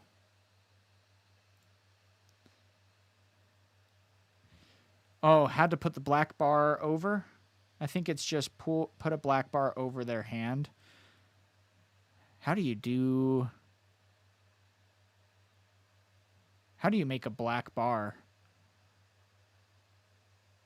Yeah, if I see the answer in chat, I'll do my best to fix that.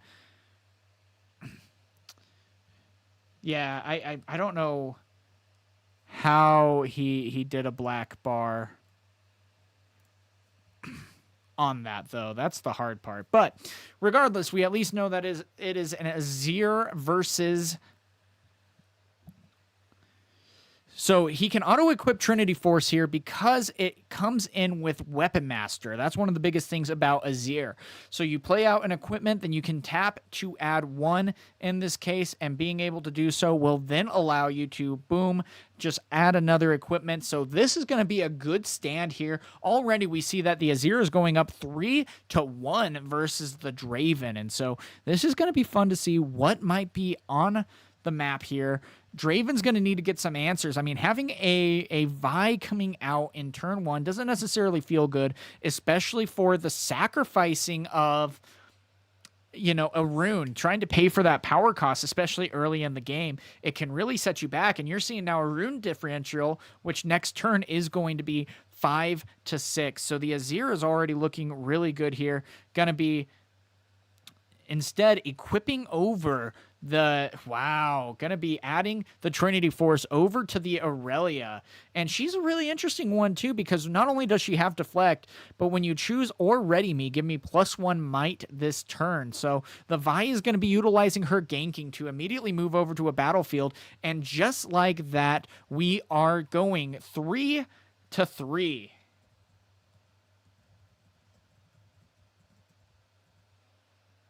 And so really fun to see how this is really going back and forth.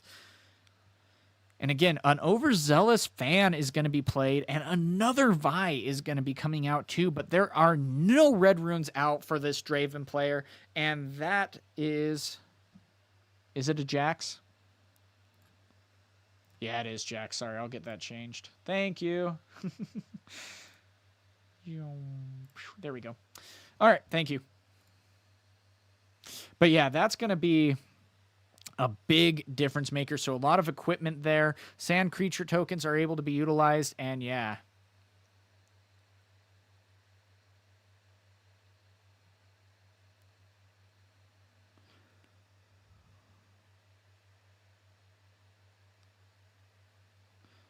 Oh gosh, that isn't answers. And speaking of answers, this is going to be a difficult state right now. 8 runes at the ready, only 3 cards in hand. That can be the big problem here. Now, of course, Jax's ability is pretty powerful. Being able to try to... let me see. I got to double check that. We're going to Piltover. It would be nice if I could just see it. But yeah, Jax's ability specifically says that you can pay 1 to attach a detached equipment you control to a unit you control, or tap him to attach an attached equipment you control to another unit you control. So that's why he was able to go so big on Aurelia there. Now that is a lot of might being added. You're seeing 2 there and 2 there for a total of 5, so going to 9 in total because the Aurelia was readied. That Vi is immediately going to be no more. But the big thing there, too, is that there were nothing that was deciding to be played. And now here comes the charm to take out maybe even an overzealous fan at this point. Even over the Vi might be the choice, but it looks like Vi is going to be picked and immediately going to the trash. So again, another great way to slow down Too Lazy here, as he's falling a little bit behind and needing to get some answers sooner rather than later. And so, yeah, this is already looking incredibly good here for the Jax. I mean, he was able to get some good answers out, get things moving, and figure out what they need to do. And now it's going to be 5-3 with only Draven having a couple cards in hand. And again, that's going to be a very vital discarded card. That's going to be Apprentice Smith, which when I move, I reveal the top card of your main deck. If it's a gear, draw it. So, I mean, a little bit of a sacrifice, but also really good to have in the early game, but not necessarily something you want in the mid to late game, because it's going to be so much harder to actually utilize that properly and still manage to keep her alive.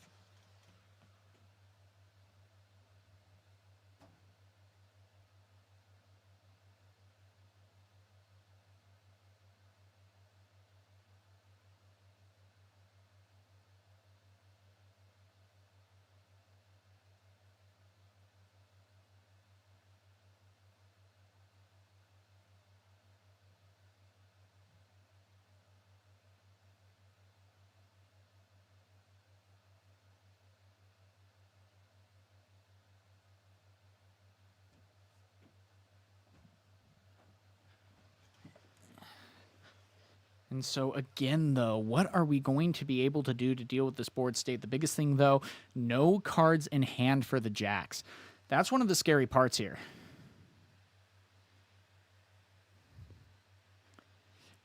Yeah, I'm not going to necessarily disrupt them, unfortunately. I don't want to slow down their play. You know, if we just got to join earlier right away, and I'll make that a priority next time, but that's okay. First time we've had that problem, something good to know. And the dev knows who made TCG Arena. He knows it's a problem, and he's working on the fix. There's just a bunch of bugs already.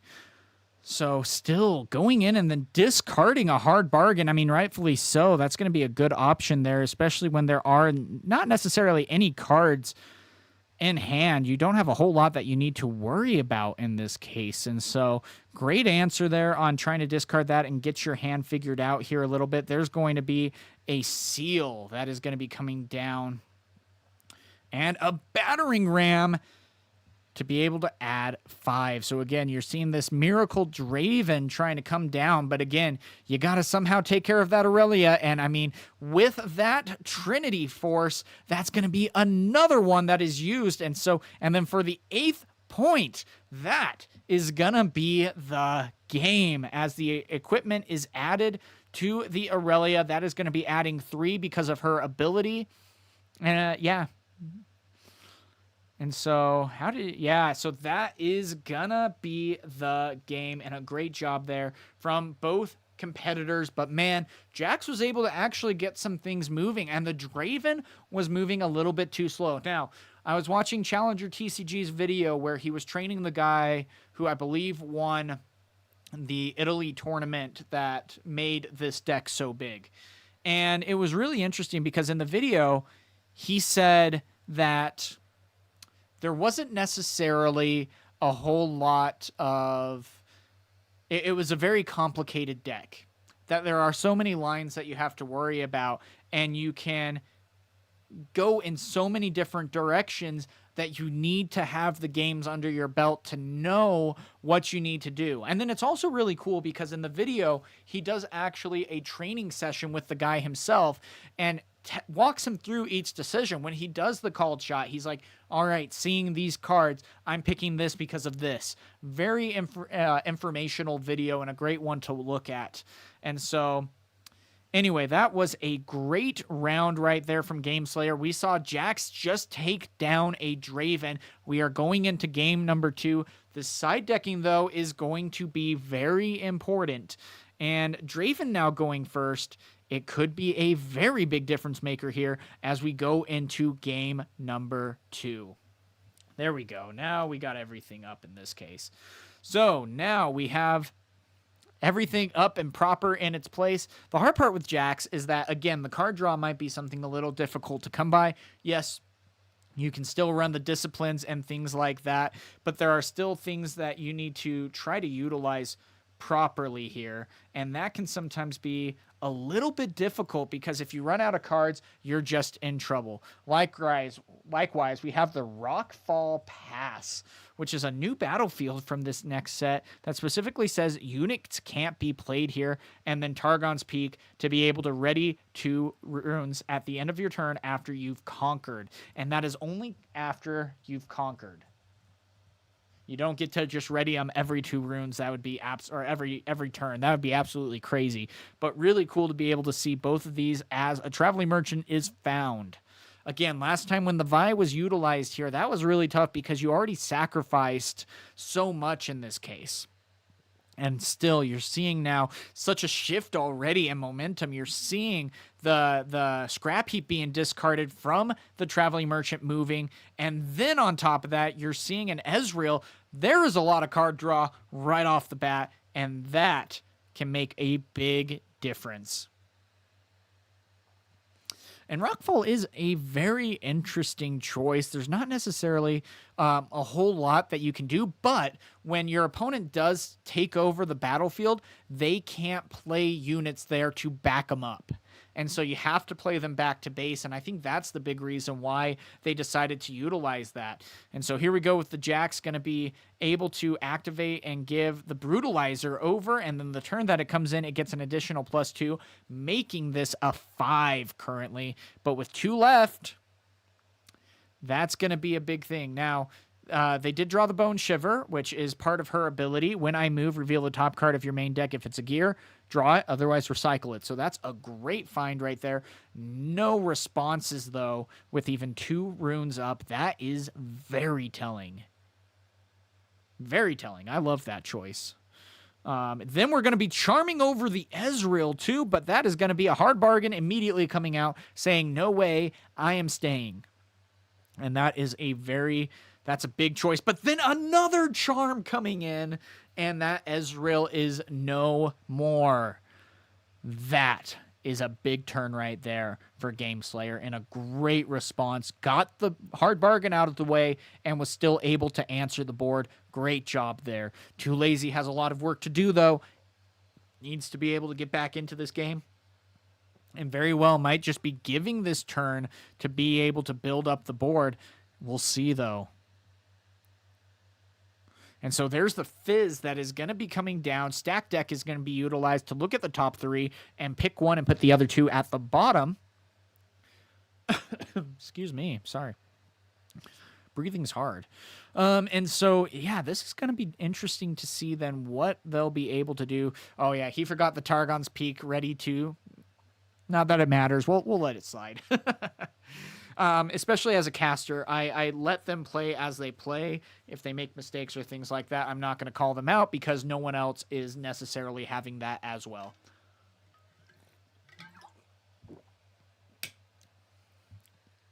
And there we go with the Battering Ram coming in.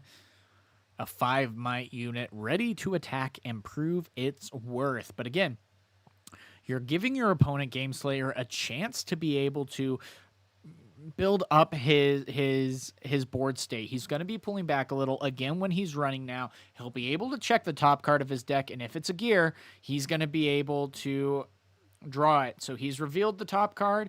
It is a Desert Call. It is not a gear, so it is going to go to the bottom of the deck. And so that's going to be a little sad. But again, if you're able to find the gear, it really just helps thin out your deck. But sometimes the card that you want is just going to be put to the bottom because of your unit's ability. And so sometimes that's just a little bit hard. But that's how it is, you know? That's the life we live. So, no, I'm grateful for all you here tonight. We are running this tournament weekly, just so you know, every Tuesday at 6 p.m. Eastern. This is a free tournament for you to sign up for, and you are able to move and qualify to the end of season tournament, which should be in 8 weeks' time. We're still debating on 8 to 12 weeks, but it should be 8 weeks, and we'll see. It's going to be really exciting and good to have you all here watching this tournament as we go into Spiritforged and see what it has to offer. Likewise, that is a turn to start to rebuild, going to be able to move in. Now, that's a big turn too, though, because you are giving the Draven the ability to set up the board and say, all right, here we go. So, again, Fizz can take over one. Battering Ram can take over the other. You can add fighter flights and things like that, and then go from there. So, immediately, you're going to want to have Might over Battering Ram so that they can play or, yeah, that's the biggest thing. So that they play their fight or flight to send it back. Then you're able to utilize your punch first. Because the last thing you want to do is have a wasted punch first. Especially when you have to sacrifice the 2 runes. That is such a powerful card with a very powerful cost. You know, it's so hard to want to put away those 2 runes because that is basically setting you back a turn. You're going back in at the same runes that you started last turn with, and are you okay with that? And you don't want that to be wasted, that sacrifice to be wasted. And so here we go. Another Overzealous is going to be moving over to defend the Fizz. And this is where Gameslayer might start to struggle. Too Lazy's already up to 3. He's able to start winning battles if the field is not able to be taken care of. There is, though, one answer, and that is Bone Shiver. That is going to be able to be equipped for 1 and a power. But, of course, that is going to be auto-equipped with the Jax ability, ignoring the cost, and then immediately able to add 3 or 2 in to this unit, and it also has deflect going up to 6. No response, though, and that is a huge deal right there, as a Bone Shiver will now play a rune Exhausted. And so right there, that is big. And then we go in attacking again. That is going to be 3 to 5. And again, on the move, you're going to be seeing the top card of the deck. That is going to be a first mate. So sadly, that is not going to be added to the hand. Instead, going to the bottom.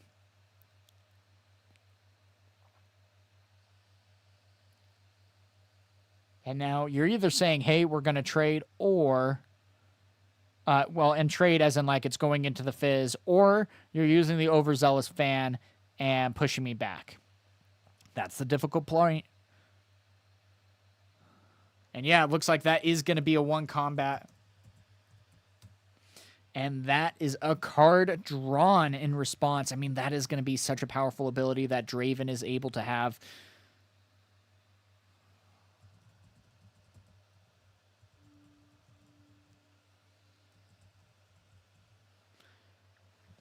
And so we'll see what is going to be happening here. This is going to be tough because, again, we're going up to 4. That is a big tell there.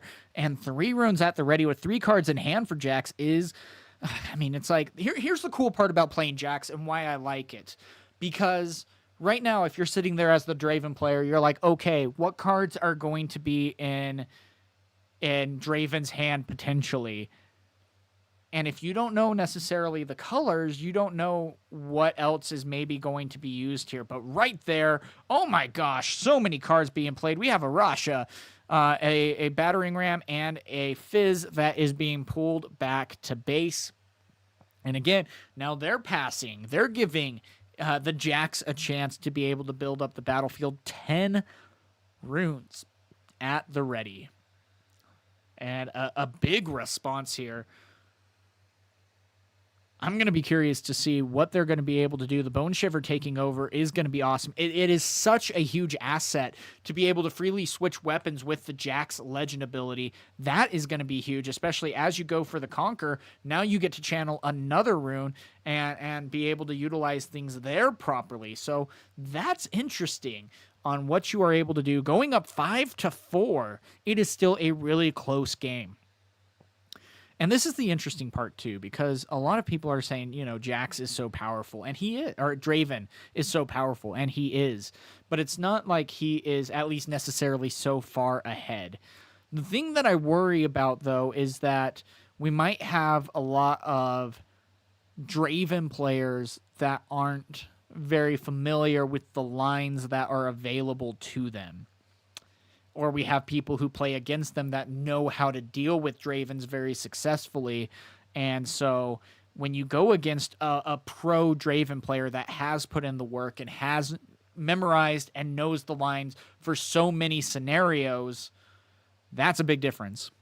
And I think that can be the big difference in the meta as well. Because you can look at Draven being at the top, and when it is behind a pro pilot, it can be such a scary deck.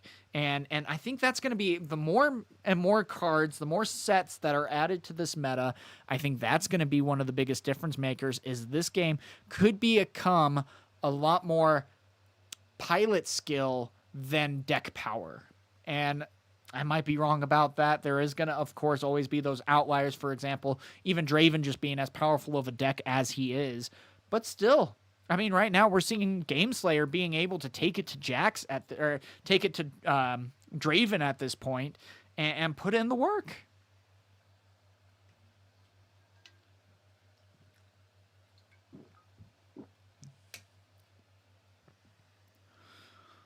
And that is still a scary backfield to have to deal with. But even still, it very well could just be a single punch first. That could be the big difference maker. I mean, yes, I'm looking at the base of Draven, and I am a little intimidated. Don't get me wrong. But with only 2 cards in hand, that says a lot. And then immediately the Trinity Force is going to be coming down, immediately equipped to add +2. So right now we are getting 3 added. So going up to 5, but is completely tapped out. Well, now going to be able to utilize 2. So could potentially surprise people with a punch first. That's going to be something that Too Lazy is going to want to keep in mind here. If you don't, then it can be a little bit difficult to try to play around and get going here. But we'll see. It's going to be a fun matchup nonetheless. And again, the round is going to be ending here. I mean, we still have another 30 minutes for this round to end. There is a lot of time left, as we have 8 competitors still in this tournament. And again, you got to just be careful about how you go about. You don't want to get just trigger happy, you know. You want to be able to anticipate things properly, and it could even be 2 punch firsts come out. That's very possible. You have 4 runes at 4 orange runes that you can pay the power cost for. 2 cards in the discard. Now, is it rare that he might have 2 punch firsts? Yes. And you see that Too Lazy is pushing everything in at this point. Discipline's coming out, though. So immediately that's going to be putting a little at ease. Being able to draw a card, though, is going to be a big deal.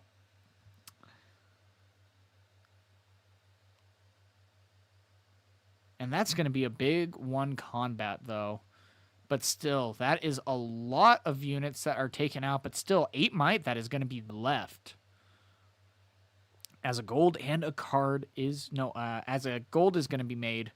And a card drawn in this case. For the Treasure Hunter's move. And so still 9 runes at the ready. You can try to take the other battlefield. Again, that'll generate another gold on the move from the Treasure Hunter. And that is going to be 6-5. It is still such a close game. And the Jax player has done a really good job at keeping the cards to a minimum in Draven's hand. But if he has any fighter flights or anything to even reinforce, a Forerunner or something like that, it would be so difficult. We already see a Rasha that's coming back in the backfield. Might even be anticipating a final push here. Because at most, Jax is going to be able to go to 7.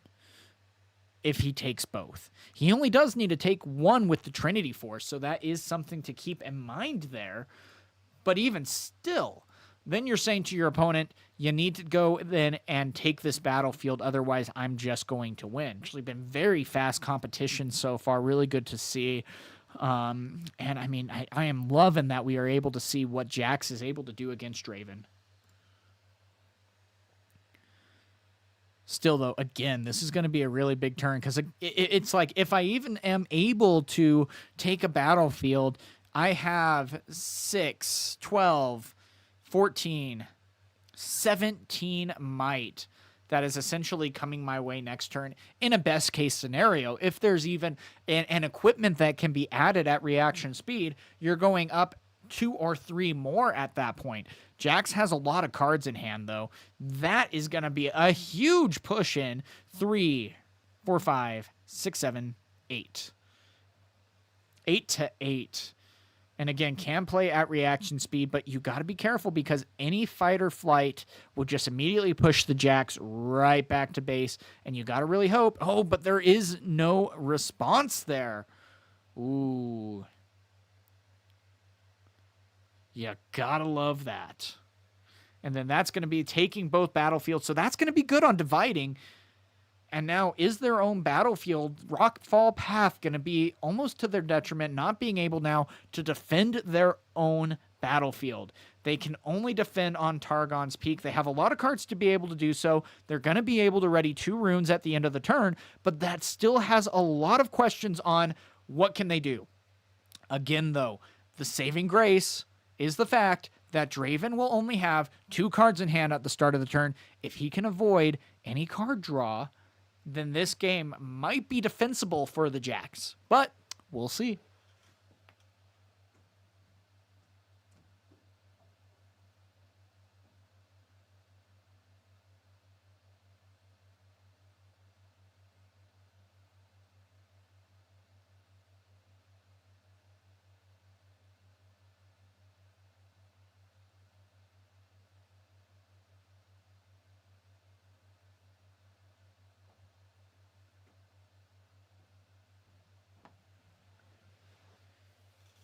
And so, yeah, even with all this, so far, not a whole lot has been added. Another Apprentice Smith, not great. Another 2 Might. But again, we got to worry about, you can just send potentially the battering ram over. You got to be so careful, though. Any unguards, any disciplines could be the difference maker. There's only 2 cards in hand. Not that I know what it is. I try not to look. But a Punch First is going to be coming out, and that's going to be big. Now, of course, that can resolve completely, and another chain can be utilized here. But still, again, with only 2 cards in hand, now 1 card in hand, that's going to be a 1 combat. So you are going to draw another card off of that. But then you see on the other battlefield, you're going to need to... And there's the deflect cost. Good. Glad they saw that. Good job there. And that's going to be 7/7, a card drawn off of that. Potentially saying, hey, no defies in hand. But again, that could be a little bit of a mislead for if they need to have any responses on this final battlefield. The Punch First, though, I mean, that's tough. Because if they at least got the fight or flight out of the way. The Punch First was a big cost there. And I'm wondering what else they necessarily had in hand, because you don't necessarily want to lose that, and to have that loss. So it looks like here we go with a Traveling Merchant. Again, an Unguard would be enough to save it, or at least trigger out something. There's a Discipline, so it's going to be going up to 4 at this point and drawing a card, but then you're only left with 2 runes left. Here comes a Hard Bargain. Yep. And that is going to be big. And so at this point, you're potentially going to have 12 Might coming in.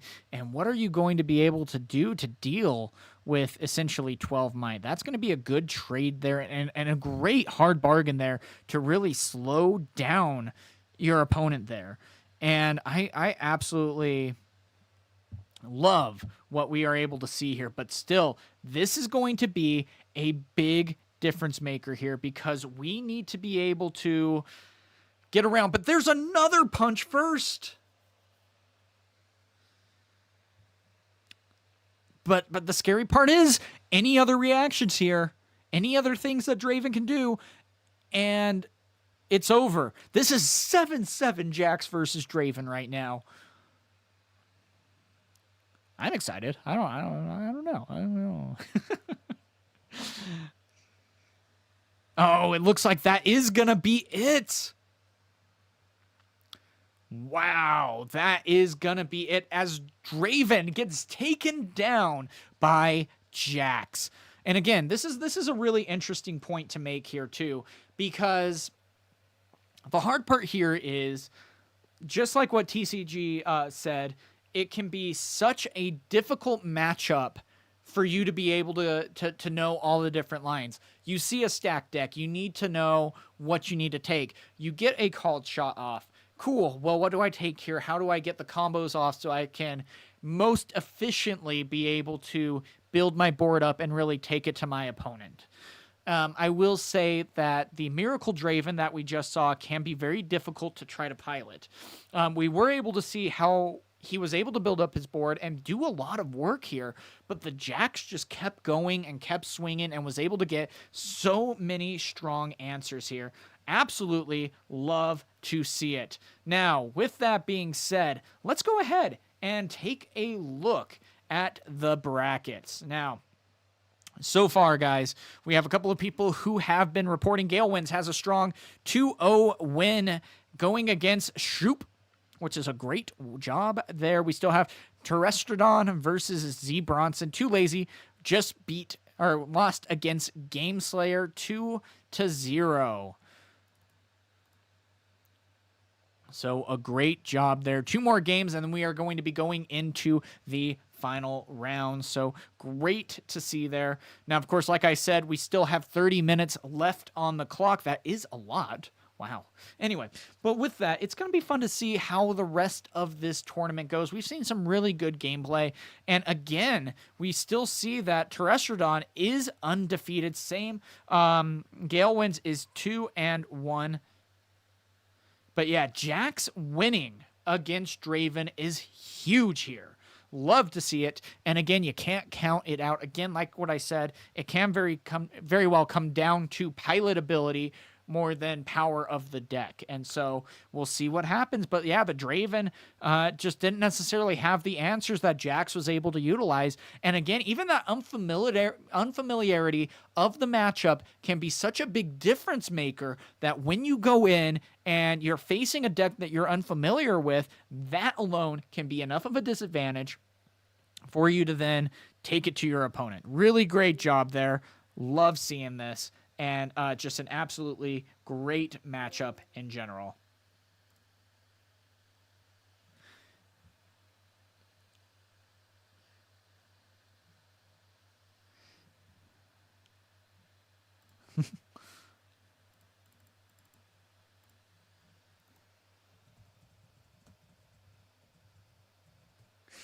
So anyway, guys, that is going to be it for now. I think I am going to take, this is all going to be on TCG Arena.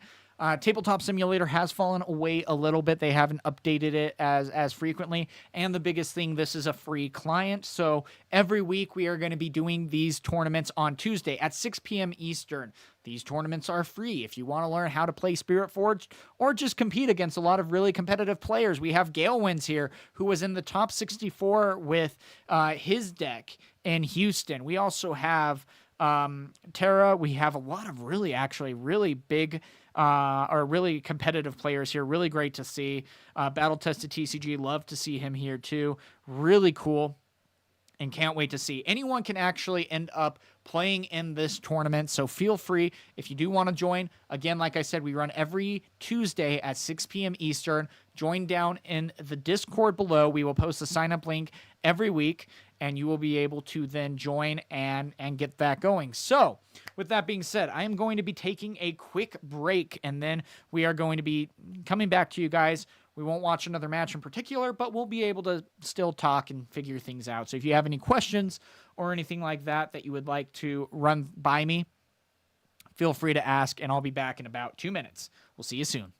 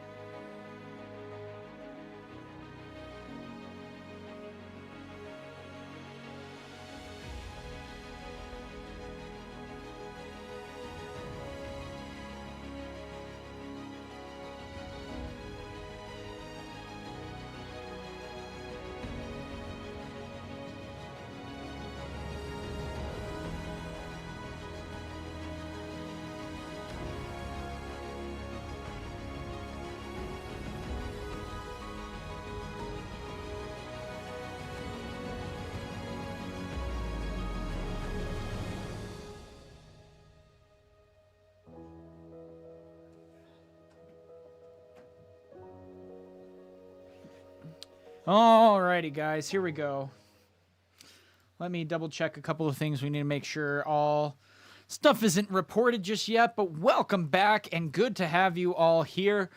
Yes, so far I don't think we have any Fioras in this tournament. Again, this was a practice tournament to see how complicated it is for me to run the tournament itself while also being able to cast it for you guys. And I gotta say, it's a little tough, especially when you only have 2 screens. I need to almost set up a 3rd screen right here so that I can keep the Discord up in case there's any notifications. I do have 3 screens, but that's the hard part. But otherwise, it's actually been running pretty good. There's a few things I do want to polish up about the tournament that we will learn and go with. But so far, this preseason episode or tournament for you guys has gone actually pretty smooth, and I've been really impressed with what it's been able to do. So again, we're going to be bringing this to you guys every week. And Wolfpack, good to see ya. Yes, this is live, and we will be doing live a lot more. So yeah, sorry I didn't see your message initially, but we are keeping a look on the standings and things like that, making sure that everyone has their stuff updated so that when we are ready to move into next round, we will immediately do so. So again, really good to have you guys here. For those of you who don't know, this is a 4-round Nexus Night style tournament that is Spiritforged. It takes place on TCG Arena, which is a free online client that you are able to play Riftbound on. After that, of course, you are going to sign up for this tournament, and you play your 4 rounds every Tuesday at 6 p.m. Eastern. You can drop at any time. You can sign up once a week and then not come back ever again. Makes me sad, but I get over it. After that, too, we are going to be playing for 8 weeks in total, starting week 1 which is next week. It is going to be 8 weeks long. And then after that, we are going to have a final tournament on a Saturday where those who have the most points will be able to qualify for that said tournament, where you will then be able to compete for a first place champion playmat that is of the legend of your choice, designed by yours truly. I have a good Photoshop editing skill. And then on top of that, too, we also have a second place finalist playmat that will be coming your way, too. So a lot of really cool stuff that is coming your way, and excited to bring it to you. A lot of cool things. And yes, these tournaments are free. If you do want to be a part of them, you just need to be a little bit familiar with TCG Arena. If you want to be, there is a tutorial on my YouTube page. Silent Night Riftbound is the easiest way to find me if you're not already on the YouTube. We're following on Twitch too, so just so you guys know. We have a tutorial to teach you how to play on TCG Arena. And if you ever do want more practice, you are more than welcome to be here. You do not have to be a skilled player to be able to play in these tournaments. In fact, we welcome newcomers. The only thing is, we ask that you are at least a little bit familiar, especially with how complicated Spiritforged is. Not a problem. This is a great way for you to be able to learn.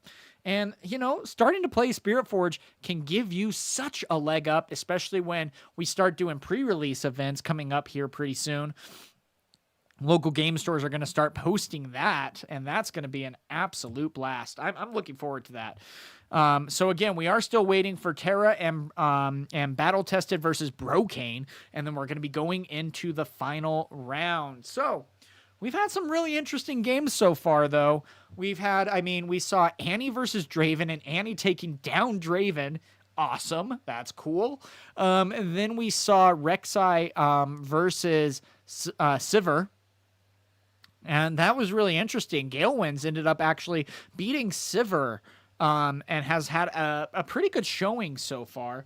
If we go ahead and take a look at the bracket here, you see that Ghael did lose this last round versus Battle Tested, and Battle Tested is now going against Brocane. So a really good showing right there as we are in round number 3, but there still is a lot of game left to be played, but still we need to be a little bit careful because there is a lot at stake. So again, how this works is you are able to then depending on how you place each and every week, you gain a series of points. First place gets 10 points, second place gets 8 points, so on and so forth.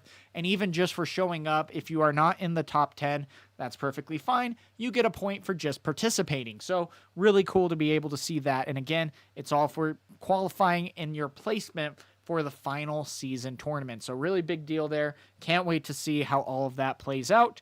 And it's going to be an absolute blast to bring to you guys. Spiritforged is feeling pretty good. Really liking where it is at. I'm hoping that product is going to be a little bit easier to find. Luckily, with the local game stores here in Utah, we're going to be a little lucky on what we are able to get. But I am still really worried about everyone else in America here, or even in... You should check out Dave Tron's new tweet. Uh-oh. Did he say, hey, sorry again? Let's see. All right, let's check out Dave Tron's new tweet. Pulling it up on my phone. If it loads.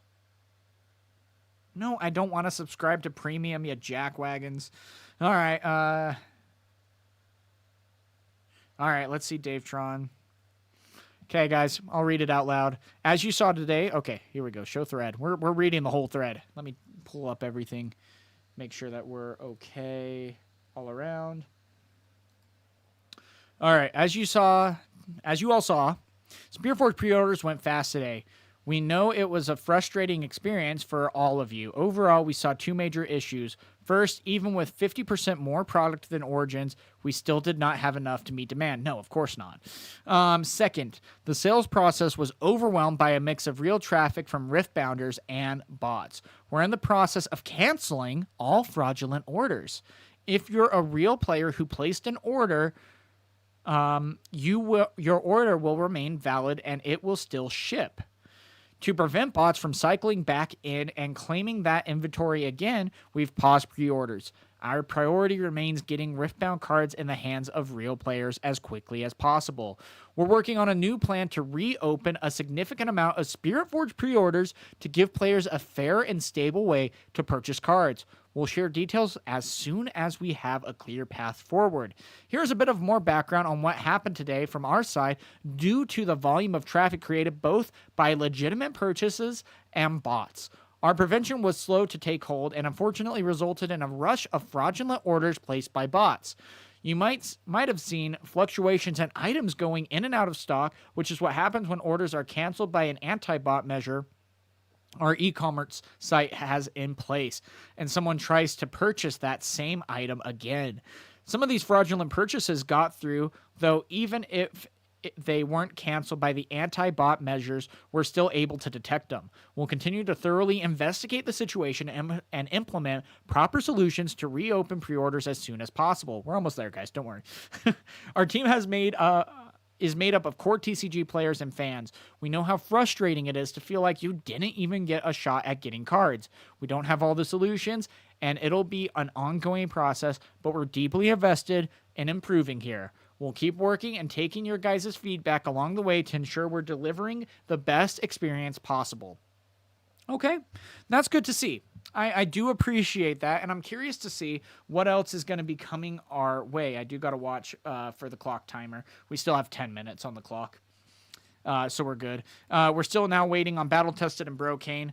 Z Bronson beat Tera, which is a big deal too. Wow, good job. So we'll see what ends up happening, but we're going into the final round here pretty soon. But yeah, guys, so that is a big statement there.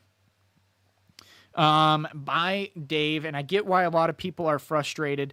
It is an ongoing process, and it's like, well, come on, how many times are we going to keep going through this process of you have hope and then it gets shut down, and oh, bots come in and you know, and it's like, even with Vegas and Italy, for example, it was like, well, here we are.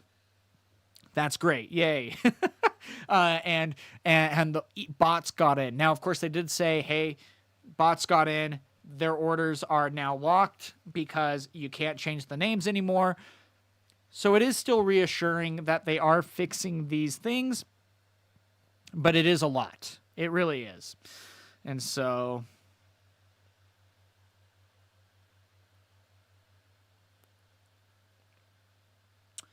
Ooh, my friend who owns a game store, his their One Piece event, they did not receive the product or their release event kits from their distributor. Oh no, that's really sad. I'm going to his game store for a Magic release this week too, so that'll be really fun. Anyway, but yeah. Anyway, guys, so we are going to be going into this next match anytime now. I do give you 60 minutes on the clock for each round. Oh, judge request.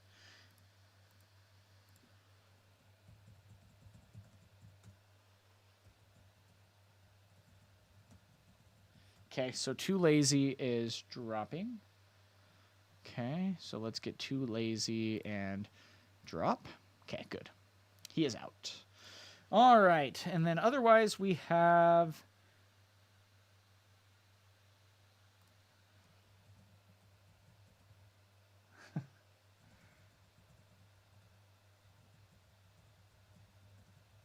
Anyway, guys, so yeah, we have a little bit more coming your way. We're still waiting for one more. And it's Brocane versus Battle Tested. That would have been a cool match to see, but we just watched Brocane. So whoever is undefeated, we might go Battle Tested in the final round, and that would be something really fun to see. Now, again, we have, we have 9 minutes left on the clock. So something to really keep in mind here. But someone is going to be probably getting a bye, which is fine because it's like, hey, you know, you're just not playing the last round. It gets a win. But we'll see. But yeah.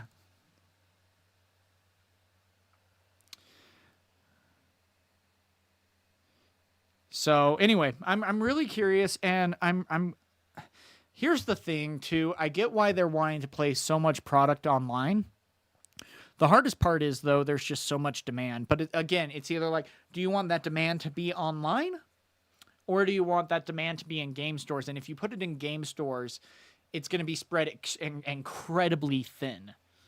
And that's the tough part. But it is giving people multiple opportunities instead, saying, hey, here's online and here's the game store here. You're going to have 2 opportunities.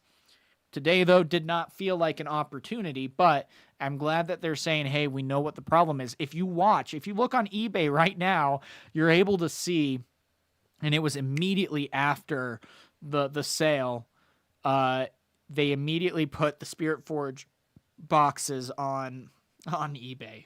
It's like, come on, guys. And that's really frustrating, and we're already having a lot of competitors, already a lot of players who love this hobby. They want to keep playing it.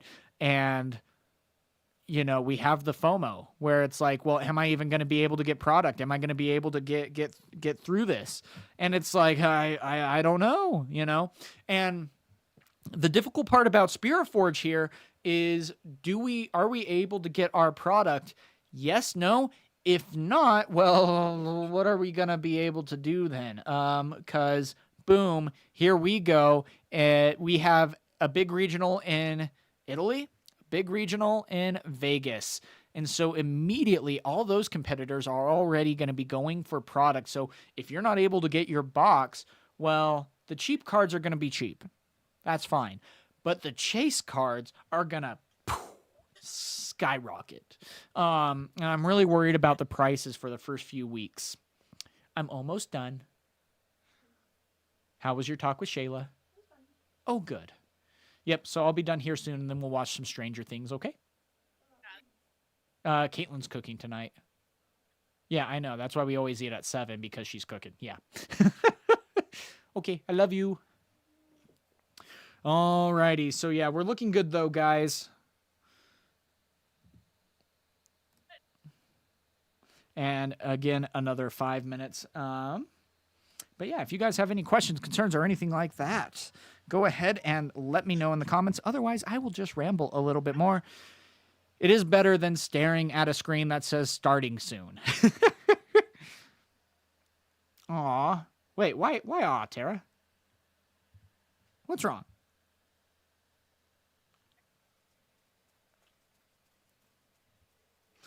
So anyway, but yeah, we'll see what all ends up happening. I think stream health is still looking good. That's reassuring. Yeah. Okay, good. We're still actually looking decently good. But yeah, I'm glad that Dave was able to come in and get his comments going. That's gonna be the big thing. It was cute. Yeah, thanks, Tara. We're getting through Stranger Things too. She's never seen Stranger Things all the way. I think she even saw like only a quarter of season 1, and that was it. And now she's hooked. But luckily, the whole show is out. So I set up the projector in the bedroom. We have a small Bluetooth speaker. It's a good quality Bluetooth speaker all the same. And we watch it every single night until we get caught up. So anyway, guys, but yeah, we got a few more minutes. I am still refreshing to make sure that Battle Tested is going to comment here or going to report his score. We also still have everything for the judges' request to be able to drop, but we'll see. And I will tag them in 3 minutes to say that it is time. I actually might, just so that they see, jump into the chat and just say, hey guys, it's we will now start turns, since they are the only one left.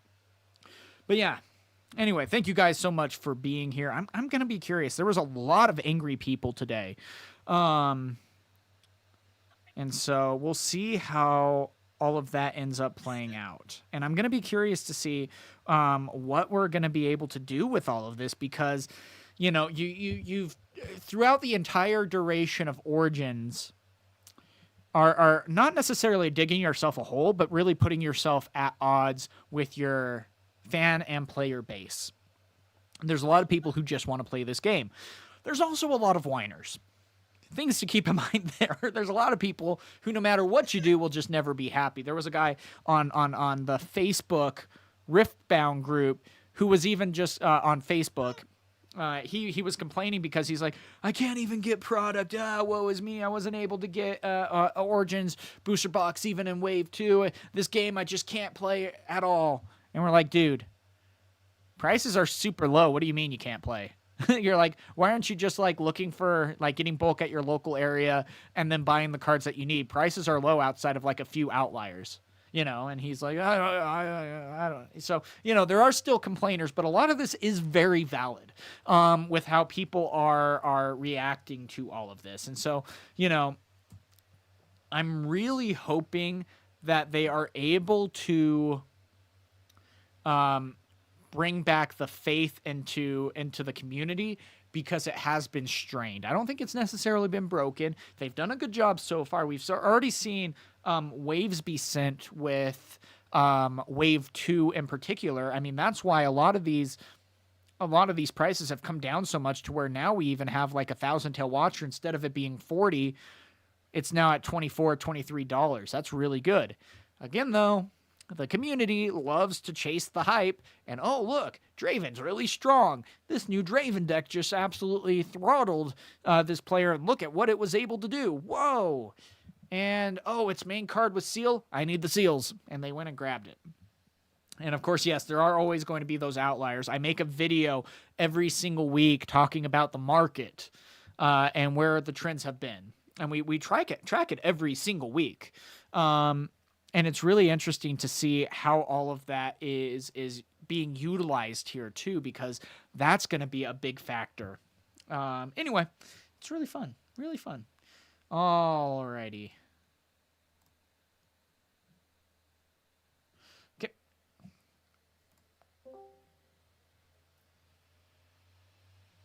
Is it Annie, Bob, and I... No, it doesn't matter. Is... Yeah, doesn't matter. Good games, bro. Good games. Really fun. Really fun. Oh, dang. That's awesome. Yeah, just wrapped up. Yeah, I was coming to tell you guys it's time for turns, but yeah, good job. Works pretty nicely. Appreciate it. Good luck in the last round, bro. Yep.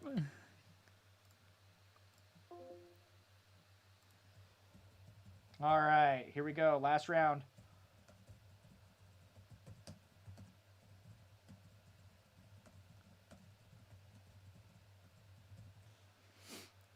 Okay, so last round posted. So anyway, guys, I'm going to take a real quick break, get into the room.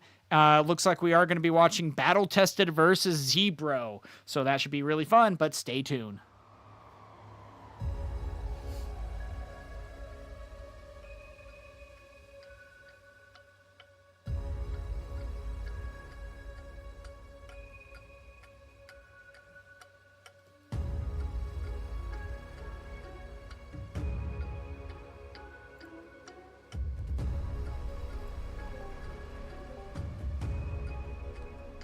Been a while battle tested. You guys good if I cast your game? No problems on that. Cool, cool. Post room link when you are ready, and yeah, good luck to you guys.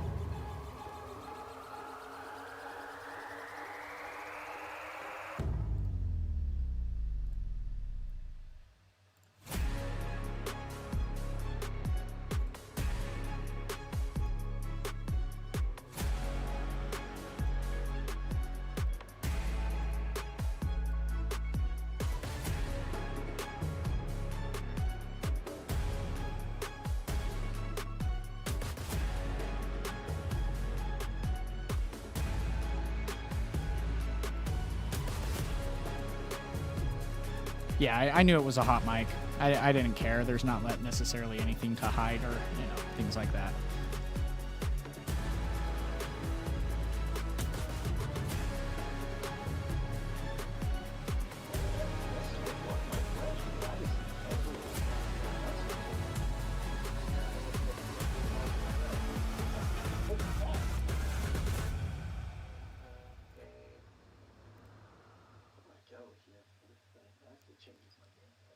Yeah, I have no idea. So How interesting.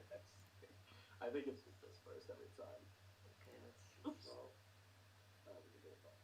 Got the Forge and the Void Gate. Okay, cool. And then roll our dice here.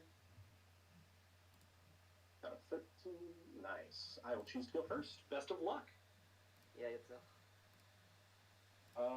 Okay, so we are going to be...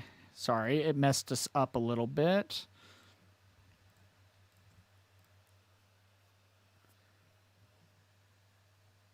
Oh, come on. Sorry. There we go. Okay. Alrighty, guys. Here we go in the final round. We are going to be seeing an Ezreal versus an Azir. So both these players have had a lot coming their way, and it's going to be fun to see what they are then able to do to utilize this gameplay. Now, of course, being here, we are able to see what is going to be happening here. But, I mean, this is going to be an exciting game. And unfortunately, yeah, for now, I am just going to show things as we get things set up.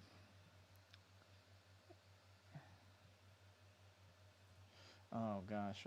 Zebro.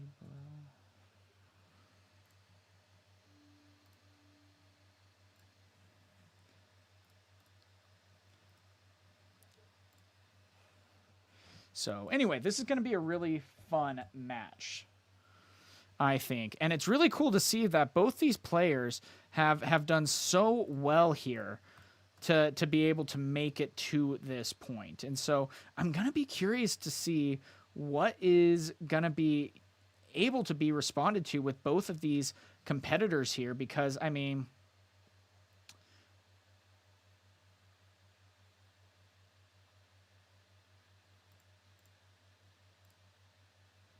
Let's see, player 2.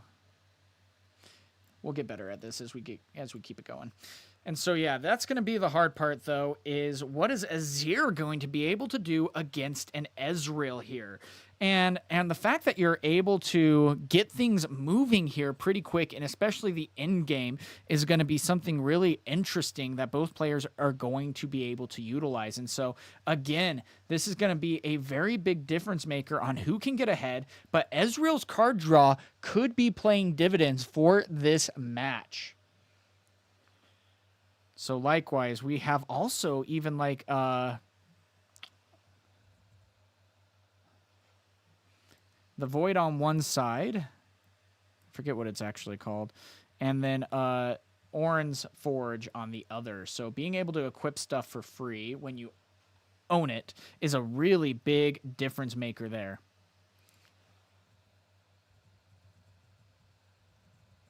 And so again, this is going to be a difficult matchup for both competitors because I mean, if anything, Zebro is going to be very familiar with what Ezreal is able to do. But at the same time, Azir, you might be a little bit in the dark on what can be done. And so you got to be so careful on what you might be able to do. But there goes an Arcane Shift, being able to then phase Fizz back in, and then he's going to be able to utilize the Wages of Pain at that point to deal the final 3 damage to take care of the Sand Soldier with the BF sword. Yeah, it's big. It certainly is big. Do you think this Sand Soldier is compensating for something? No, anyway. So it's going to be fun to see what's going to be happening here. But even still, with that damage being utilized, the Fizz is still going to be blipped back in. But I don't think it can necessarily utilize Wages of Pain at this point. Or Zebro is as. Thank you. It's so hard to say when their names are different. And thank you. We'll get that fixed.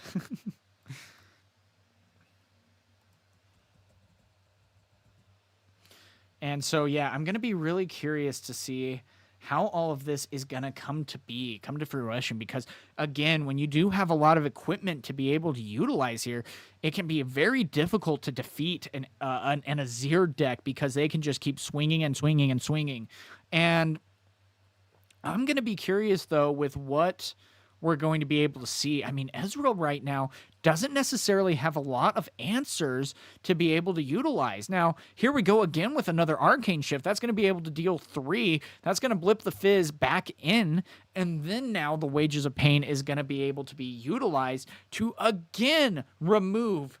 And I really think that this removal, although I do believe it's going to be very hard to upkeep that, is still going to be a great answer to keep them in the game and to really slow down the Azir on getting some early points. And so there we go with Wages of Pain.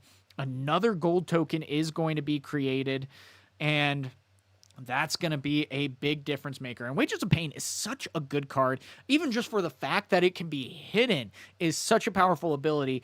And then you're able to get 3 damage out and some gold. I mean, it doesn't get much better than that. And so we'll see what the Azir is going to be able to do this next turn. But it's going to be a very difficult situation here, especially if you're not necessarily able to get a lot of answers. Now, the nice part with the Sand Soldiers is that they are able to, when you play an equipment, you can play a Sand Soldier for a little bit cheaper. But if you're not necessarily able to do a lot of that, if you don't have a lot of equipment out, then you're going to be a little bit slowed down here. But still, having this type of response to play a Rise is going to be a big difference here. Being able to create 2 more Sand Soldier tokens, and they're both going to be able to immediately equip those weapons because they do come in with Weapon Master because of Azir. So very good right there. Then is immediately able to react back in because it comes in, you can ready 2 of them, and immediately we are able to go up 4-2-1.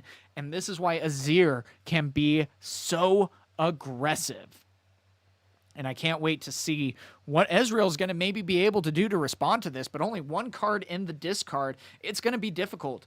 And then with that, we even have a Herald, Eye of the Herald being played out as well. Such a powerful turn there to then get another Sand Soldier token. And when I move, play a 1 recruit unit token there. So already some great answers and a huge draw here for the Ezreal, but still, this is going to be an interesting matchup, and we already see what might be able to be done here on both players' sides. And this is what makes it so scary, though, because it's like, well, you know, how do I deal with this current board state? And I got to say, I'm really curious about this Ezreal deck. It's looking a lot different than what we've seen other decks try to utilize. And that alone can be a really big difference maker here in the long run. But still, as of right now, how do you deal with this current board state?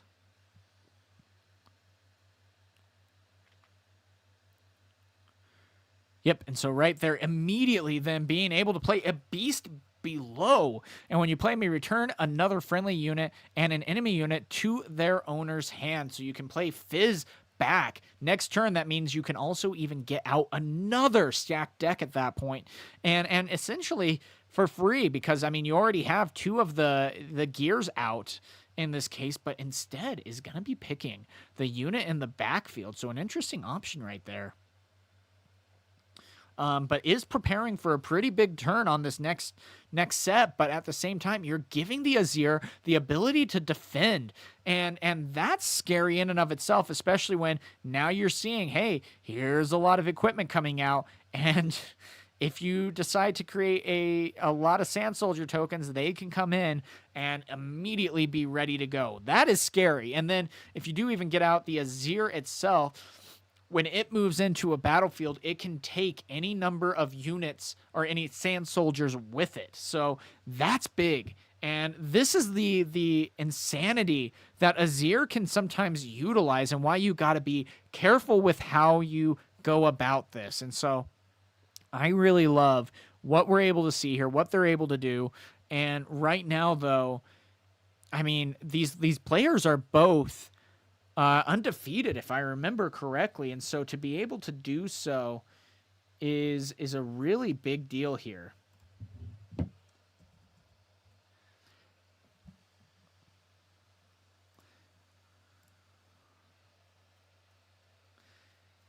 And again, we're at least moving into the bellows. We're able to get some points, but again, with everything pulled back, they are making their push for that final tournament here.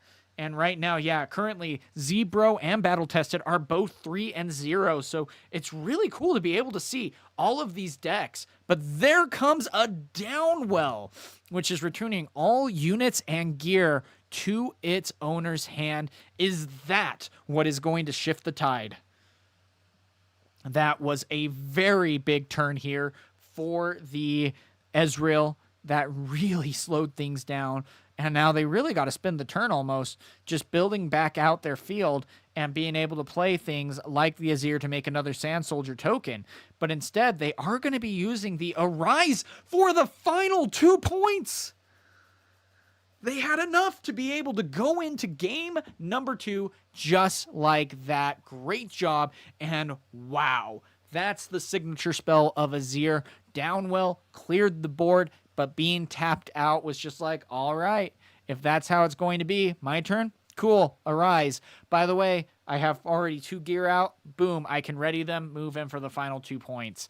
Great job there from Battle Gamer. Let me see if I see that name. Yeah, from Battle Tested. Really great job there, and some great, awesome answers there. This is the finals, the final round, round 4. And players are now side decking, and we will see what they are able to do. Now, again, that was a fast game with the Azir here, and it's going to be interesting to see what all is going to be utilized from here on out. I'm going to be curious to see what might be able to happen here, because Ezreal had kind of an okay hand. I mean, we saw the 2 Rashas. That's not necessarily the answers that you want here. And so now going into game 2, we are going to have to get some better answers and hope that we are going to get things going. But we have Hall of Legends on one side, which says that when you conquer here, you may pay 1 to ready your legend. Really good. And then Marai Spire. So really cool. Both ones that I have not heard of. Well, I have heard of, but not necessarily seen a whole lot of. So I really love that they are utilizing both of these battlefields. Really cool to see, and can't wait to see how this game 2 plays out as we are... Okay, stop. I'm trying to just select Hall of Legends, not the entire folder. Okay, and so it's going to be interesting, but here we go with already a stacked deck, but with 1 unit not necessarily being found already. That's going to be a big difference maker as the Azir is going to now be going into turn 2 with 3 runes and no units out. So if you're able to go ahead and get out a unit and then play out a Sand Soldier, that's going to be a big difference maker. And there is the unit, and then immediately now you are going to be able to play the Sand Soldier and immediately equip that. So a great turn right there, and even with 1 rune left up at the ready. I do love the Azir ability because it is so powerful. It's better than the Victor ability, at least in the sense that you do get the 2 might, but that's the scary part because you have to have equipment in order to play out the Sand Soldier tokens for so cheap. But they can very quickly become a very formidable foe, and every move now is going to make another 1 might unit token because of the equipped equipment. Words are weird sometimes, guys. I'm sorry.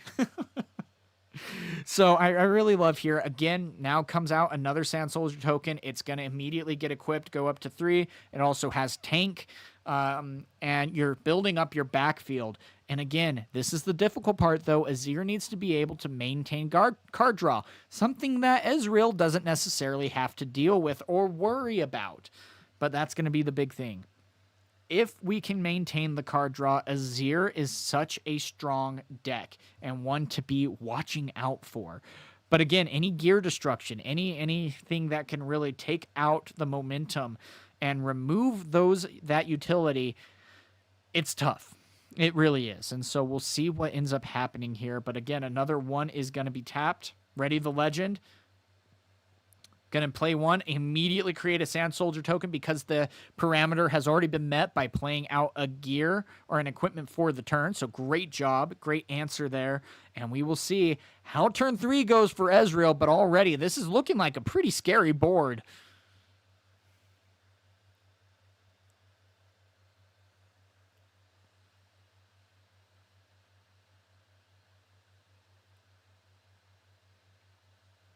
And so, yeah, I want to see what might be happening next here. Ezreal has 8 cards in hand, only 5 runes, though. Has done a lot to get things going, but you need to be able to take care of the field. You can take out some units if you need to. But, I mean, this is such a hard part here about the game, is like, you know, you are rather limited by your runes, and so it's like, well, what can I do then to try to get around these types of games? And I mean, yeah, that's going to be something difficult to try to figure out here.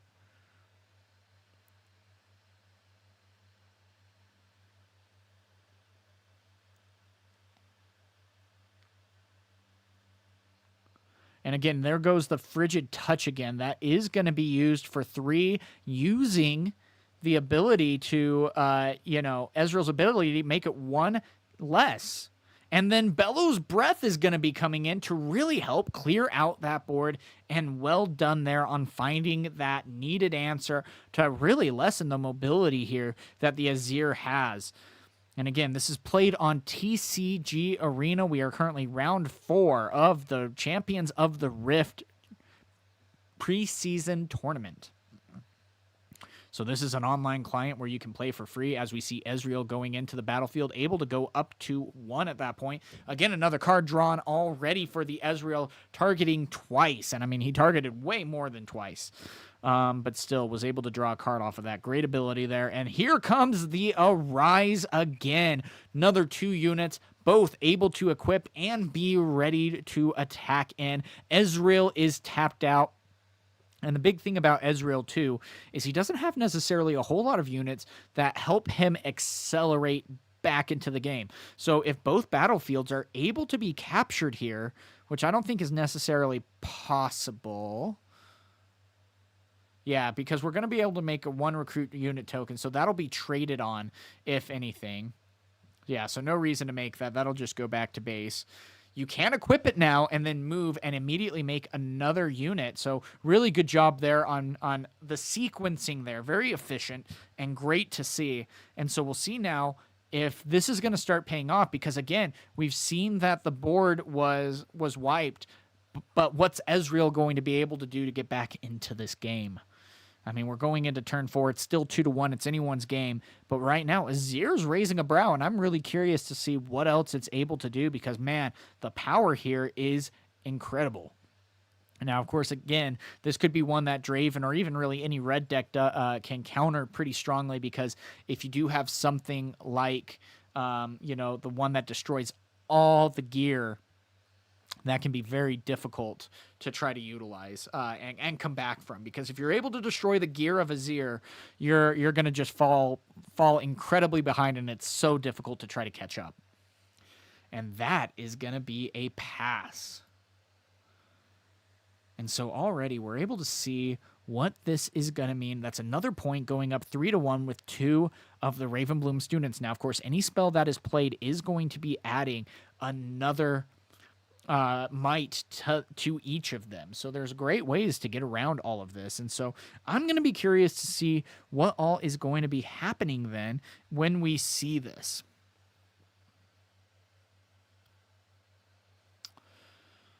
Okay, so here we go with another Sand Soldier token immediately being made. It is maybe going to equip. It doesn't have to, but you can equip it to anything else and immediately create 2 units when you move each one of them. Or if you add both to one, that's a really interesting choice. So yeah, he's not going to equip to the Sand Soldier that he just created. He just wants the 2 might, and then immediately is going to probably pull back, and create 2 1 might units. So again, you're seeing maybe a little bit lesser known equipment, but you're able to see what it is able to do and how powerful it can be, especially when you get these stacked. So it's like, hey, here we go. I'm going to start building up my board state. And it's like, even if you do start having answers, it can be very difficult to try to come back from this. And yes, this is the finals that we have the Ezreal and an Azir. So really cool.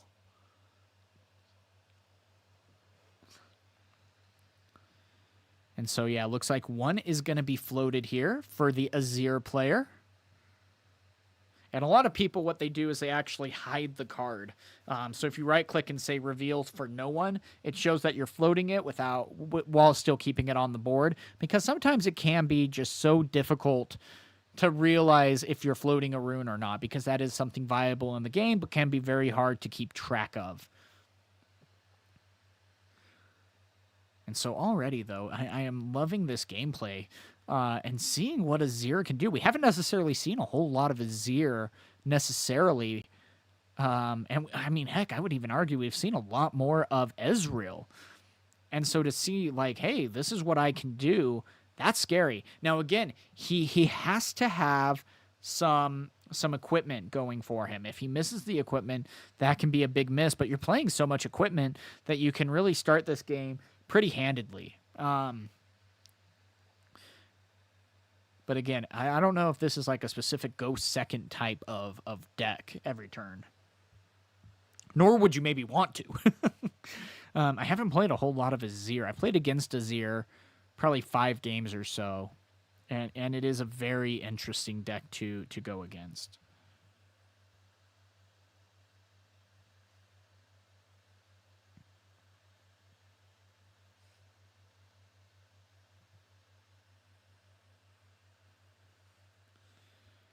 So again, it looks like they are going to be thinking here on what to do.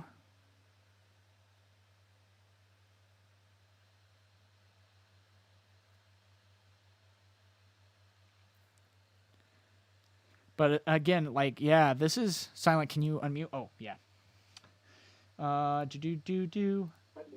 Hello, I have unmuted. Oh, Steve? Hi, Silent. We have a question. Uh-oh. Yes. So, when a unit is moving into a battlefield, Uh-huh.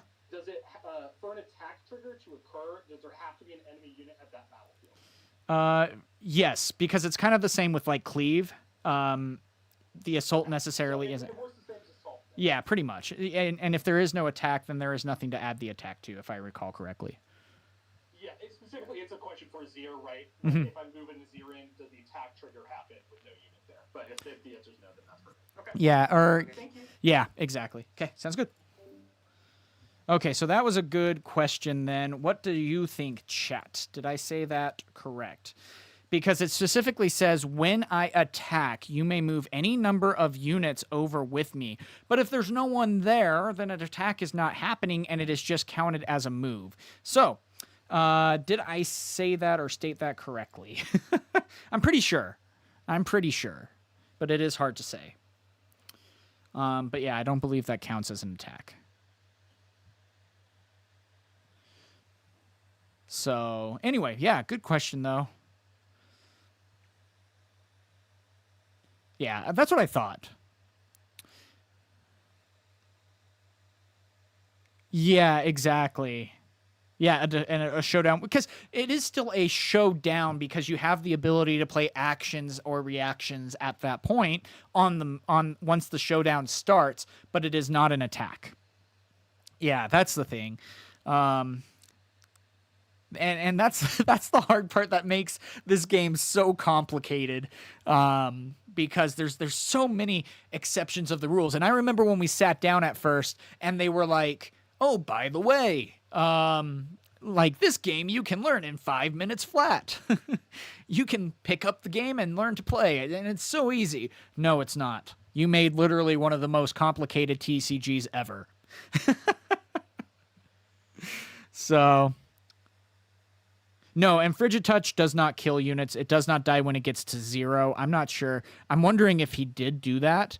And again, that's something that I am going to talk to them about afterwards too. If Frigid Touch, you can go into the negative. You don't. You just don't deal any damage there, and that's a big difference. And so something to keep in mind.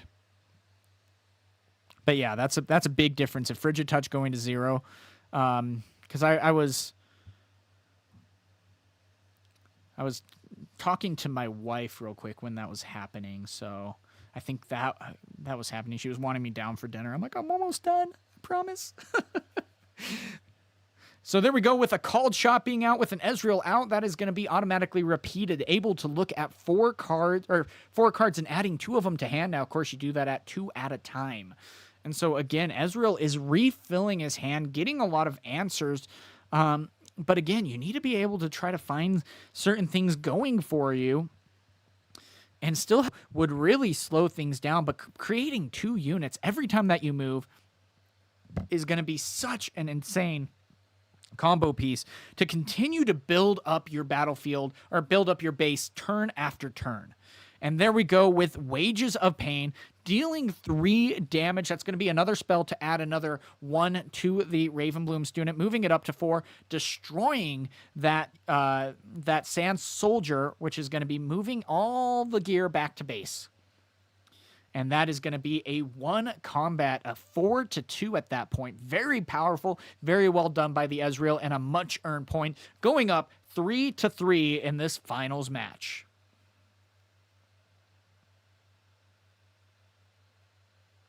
And so here we go with the Rise again. Oh my gosh, this has been such a game changer, and especially why you maybe want to play some kind of counters here. I mean, again, if we do, oh, that's the hard part. If you even have Hard Bargain, you don't have the runes to repeat it.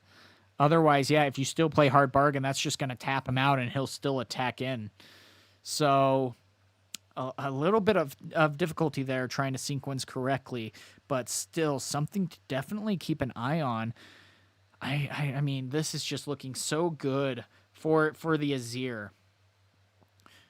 Now that's going to be creating 4 Sand Soldiers. You are able to ready 2 of them up. Okay, so it looks like he is going to Hard Bargain it. Really interesting, though. Oh, no, you can't repeat it, though, because the Ezreal can only take out 1 cost, so it can't be repeated.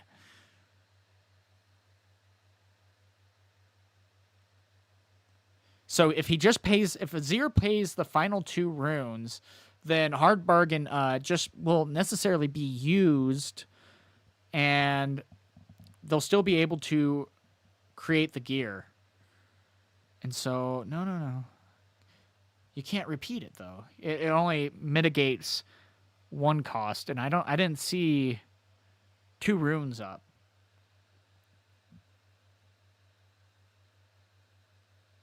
So it looks like is going to continue to play, though. He has the battlefield too. Oh, yeah.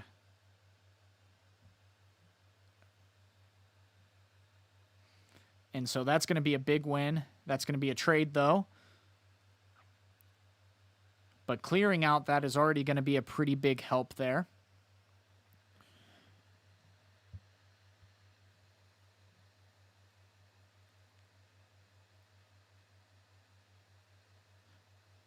I'm going to have to rewatch and see the sequencing on how Hard Bargain countered that without, you know, when he had the 2 runes open. I'm curious about that because I'm wondering if he did pay the repeat cost, and if so, how. But I generally, as he can repeat with a Azir, but he only had one Azir or one Ezreal out.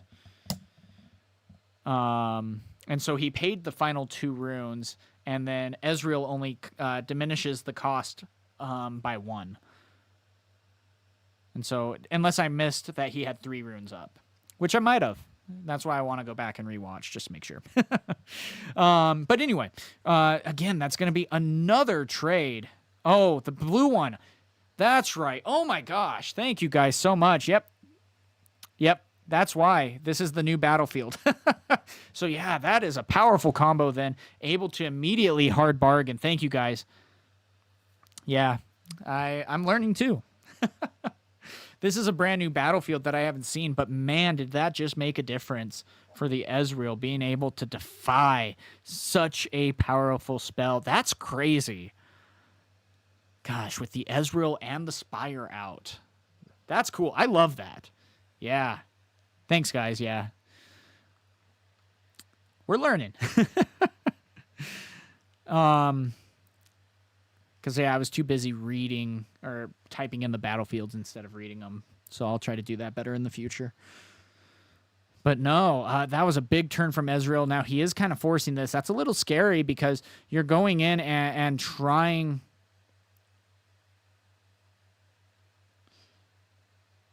And then Bellows Breath is going to be taking 2 more units out.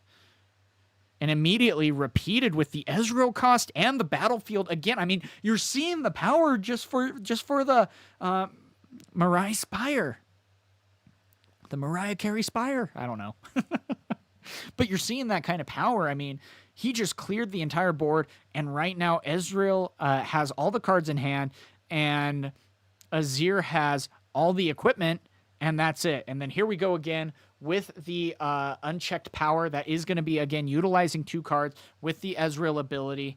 And you're able to see what is going to be happening here with all these cards. And this could be the big turning point for this game.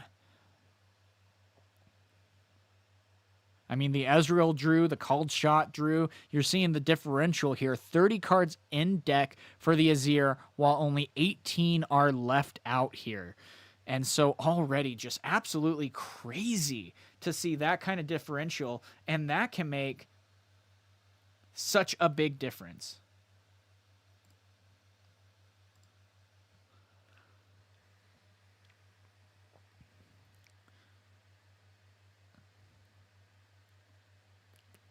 And so again, now with even another stacked deck. Gosh, this is the insanity of card draw that Ezreal is able to maintain, and this is going to be a very big turn needed for Azir, not only to build up the board state, but to really prepare for what he is going against here against the Ezreal. So we got to be, I mean, you got to figure out how to build it. But so far, even if you do build it back, if there's like a singularity in hand for the Ezreal alone, that could be a very big thing to immediately shut down anything else that you build up.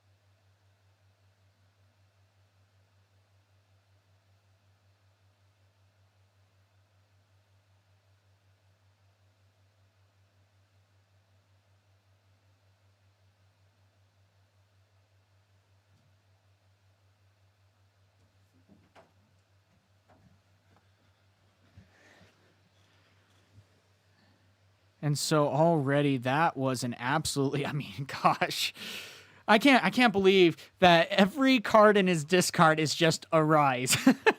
But I mean, that's going to be the big difference maker here, because he can ready to, and everything else can still be equipped with all of that, with his runes. So this is maybe a big stand here, because already we see that he is down to 3.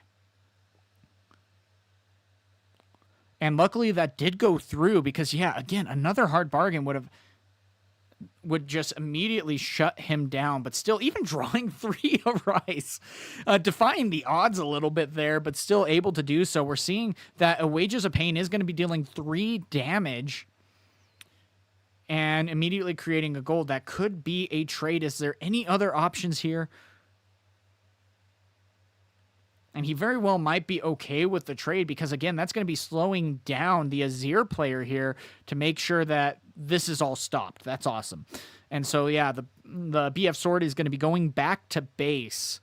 And you still at least have a unit that is able to create 3 units upon move. And Stupefy for the card draw, yeah, nothing's going to necessarily happen there. But the 3 units are going to be created here and used to defend. That is going to be 6 might that is utilized, and rightfully so. Now, again, are they maybe attaching the BF sword to one of the units? Yeah, it looks like we'll be attaching it to a recruit, making it instead now, or, oh, a Doran shield. Interesting. Yeah, because you can't equip the BF sword. Yeah. So instead, that's going to be adding 1 extra, and that could be enough to at least try to hold that battlefield. But again, we've already seen the frigid touches. We've seen how many cards now that Ezreal has gone through. He should have the answers in hand, and with ease. So it looks like the Rasha is going to be going over to the other battlefield. That is going to be 5 right there. 2 is going to be, 1 is... 2 power is going to be tapped. And there is the down well. Probably one of the biggest cards here to shut down the Azir here. All those units gone. And immediately, with sacrificing a couple runes, you're able to immediately play out both Rashas and another gear. So that's a great rebuild, a great sacrifice, but one that was able to shift the momentum back into Ezreal's favor, and that could be the thing that defines game number 2. I mean, gosh, absolutely love this series so far. It's been absolutely incredible to see how both these decks have interacted with each other. But I gotta say, Downwell has been a difference maker here. And immediately playing out those units, trying to rebuild. But again, we're going to be going up to 7 here pretty soon. And if we're not careful, I mean, we already know that we don't have any Arise. Any destruction could just immediately slow things down. And Zebro is up to 7. Both battlefields are going to need to be taken here. 5 cards in hand, 6 runes to be utilized here. And at this point, you know, Ezreal still has the ability to build up his board and see what he can do. And so I'm going to be very curious on what this is going to mean. And still 6 runes up. And so right now, Azir has taken game number 1. Ezreal is looking to take game number 2. And we very well could be going into game 3 here momentarily. And that is going to be something to keep an eye on here. I mean, even both of these competitors, neither of them going 2-0 in this finals match is just absolutely fun to watch. I love that we're able to see how competitive both these decks can be and the answers that they're able to bring each other. I'm still saying, though, like, Downwell, especially in the main deck, that could be the big difference maker here. I love how much that has set Azir behind. And, I mean, at least in game 1, he was able to go and rebuild his battlefield, but even then, in this case in game 2, it was not enough. So right there, that is the game. We have Ezreal taking game number 2, Azir taking game number 1, and as these competitors side for game 3, it's going to be really interesting to see who is going to be winning out. This is going to be interesting. I'm curious to see what is going to be happening here and what we can maybe expect as both these competitors are preparing. Now, it's going to be... I don't know if Azir... I don't know if Azir can specifically take on another Downwell in this case. And that's going to be the real question here. And so here we go, guys. Starting game number 3. Here we go into the match. And it is going to be a match at that. So really excited to see how this is going to come down, especially in game number 3. It is a lot to be seen, but it's been a really great series so far.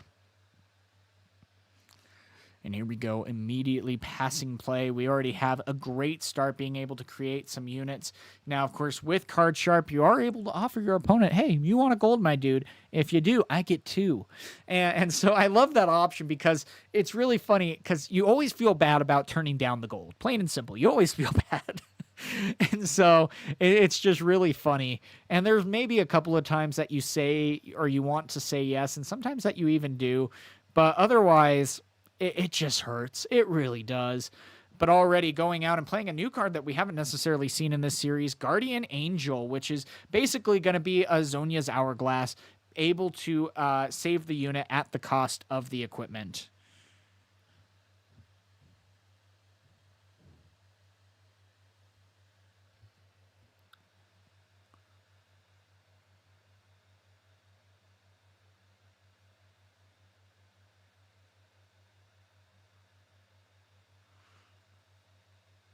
And so, yeah, here we are, game number 3. Both competitors have started to build up their field. It's Ezreal's turn. Zebro did an incredible job of maintaining control of the game, even through everything that Azir was trying to build back to. Battle Tested is showing what he is capable of with a little bit of an outlier deck, which is interesting. And... I mean, already you're seeing that the Trifarian War Camp in Game 3 could be a very great decision here for Battle Tested. And I'm going to be curious to see how that will pay out, but especially already having the Card Sharp moving in, it's going to be going up to 4 might. Now, that's going to be because of the Trifarian War Camp, and for those of you who don't know also, Vile Maw's Lair, units can't move from here to base. So that is going to be an interesting combination to see how this will play out.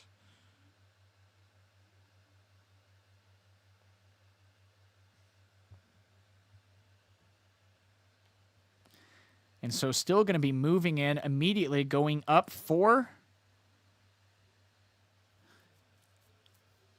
And yeah, that's going to be sacrificing the Guardian. Yep, and so that's going to be sacrificing the Guardian to bring it back to base. And 6 runes to be able to utilize. Okay, 1 second. And you play a 2 Might Sand Soldier token, and you may pay a order rune to ready it. So immediately it is able to move right back in, creating another 1 Might unit. And making it that much harder to try to take this battlefield. I absolutely love the Trifarian War Camp on this game number 3. Really cool to see how all of this is able to be used here.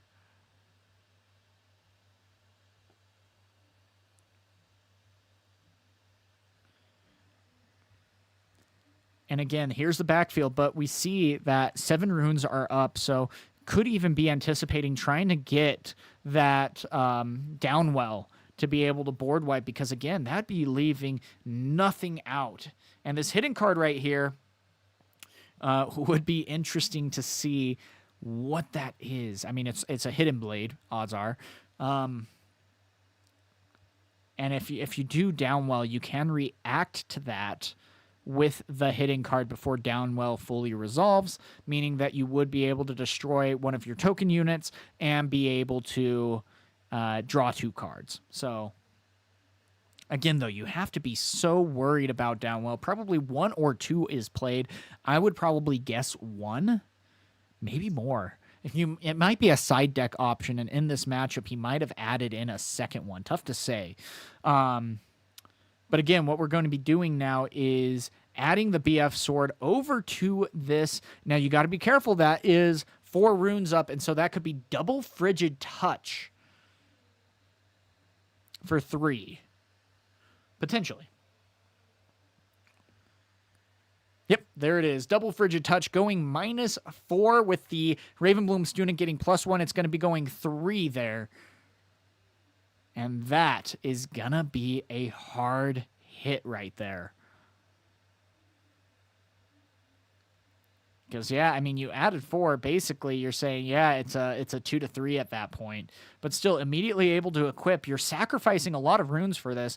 But still, if you're able to get the battlefield, that's going to be very helpful. But still, a called shot is going to be activated. And looking at the top 4 cards, adding 2 to hand.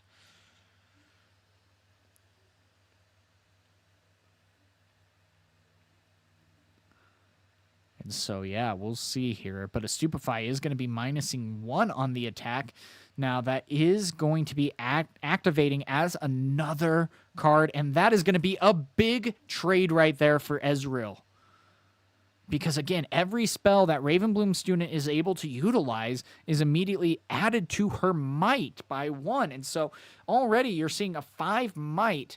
And you're seeing how powerful these kinds of matchups can be. And he sent how many units in, and it didn't necessarily matter. And so here we go. It's going to be coming down to it. And Ezreal has a lot of the momentum in his favor. So is that going to be something to really worry about here? Or what is, I mean, at least you were able to develop and rebuild your battlefields as Azir, but I mean, you always got to fear the downwell at this point. You've already seen it happen so many times to your units. You've had to rebuild your field multiple times. You were able to do so successfully once. You were able not to do so one other time. And so it's just really interesting to see how all of this is going to continue to play out and what we might be able to do. And so there goes the hard bargain stopping.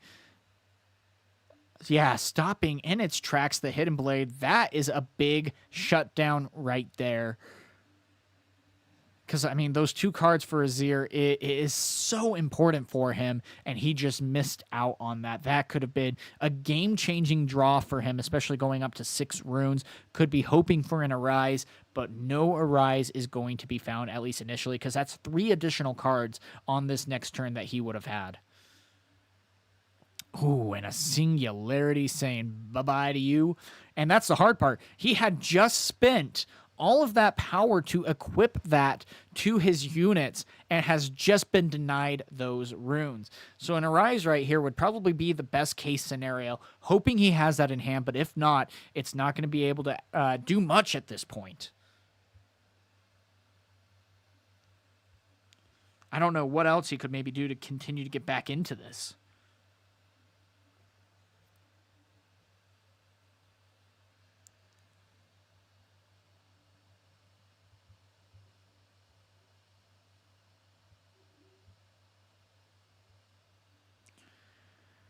Yeah, and this is a very tough corner. I mean, it still is a very close game, 3 points to 4.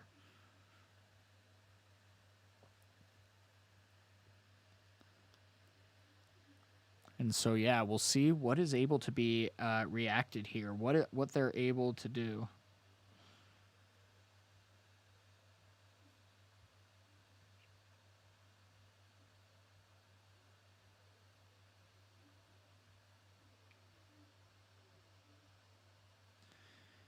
And again, there goes the float 1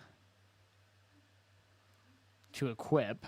And you're not necessarily worried about the 1 rune. The 1 rune doesn't necessarily... Well, it could be a Stupefy, and we've already seen what a Stupefy can do. Though, going into the Ravenbloom student, I don't think would really shut it down. But again, Well, you can play another Weapon Master. So yeah, it looks like it will be going into the Ezreal though. That is going to be 5-4. Again though, any Stupefy. Oh, called shot again could potentially be digging for a Stupefy, and we'll be able to look at the top 4 cards. That power cost is so good, and again, Riftbound meta has called for even that card to be banned, called shot, because of how powerful it is, and it's too early in these sets to have such a powerful card.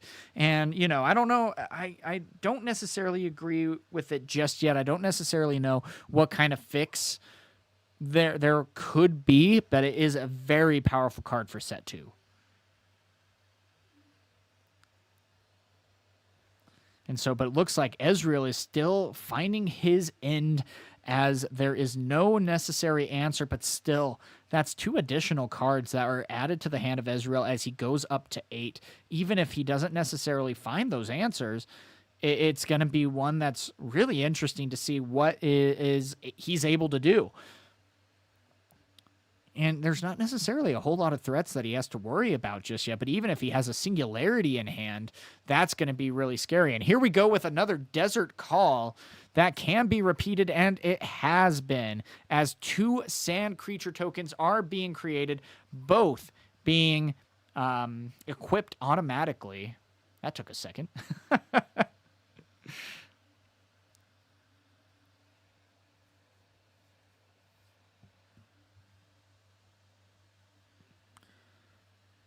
And then, yeah, we'll see what is able to be done here at this point. Again, 8 runes at the ready. So many cards in hand for Ezreal. He's going up to 5. And again, you can even say, hey, I mean, this wouldn't even be a bad point to downwell, because those 3 tokens are just gone. And with your opponent having 3 cards in hand, could be a great opportunity. Now, of course, he has to have that option. Even still, just having something like there's the Ezreal coming out, discarding 1, drawing 2. If it's a Scrap Heap 2, that's going to be absolutely insane. I don't know if you run Scrap Heap, but we've already seen a lot of utilization there. And then even at this point, too, we have the ability to play out Rashas with 11 cards in the discard. So even if he just spends this turn on building up his backfield, he could get a lot of responses headed his way. Now, of course, Singularity is out of the question because he's down to 5. So it is going to just be a team rebuild here. And double. Ooh, that is scary. That is one that you got to be worried about, because now both will get added to with each spell.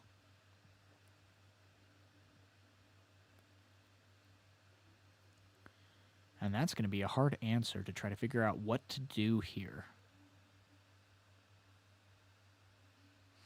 And immediately it looks like that Battle Tested is going to be going into the other battlefield and just reinforcing. I mean, and that can be a very viable choice for sure.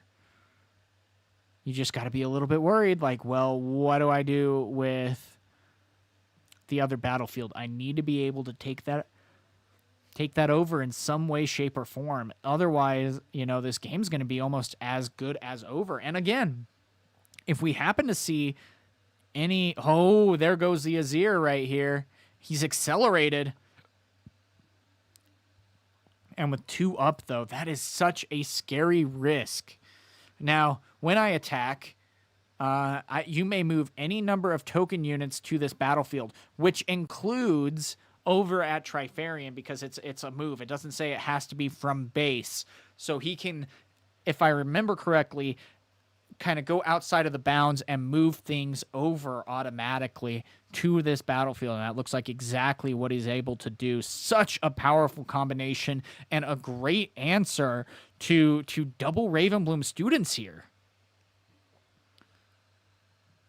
Now, again, you still got to be careful or a little scared about the -4, but I don't think there is necessarily, even if you do have a Frigid Touch in hand, it's not necessarily enough. The repeat does not get added to the Ravenbloom student because it just counts as it being repeated, not as an additional spell being played. So Ravenblooms would only go up to 6 at that point, minusing 4, and that would still leave at least 1 unit up in the battlefield for Vilemaw's Lair.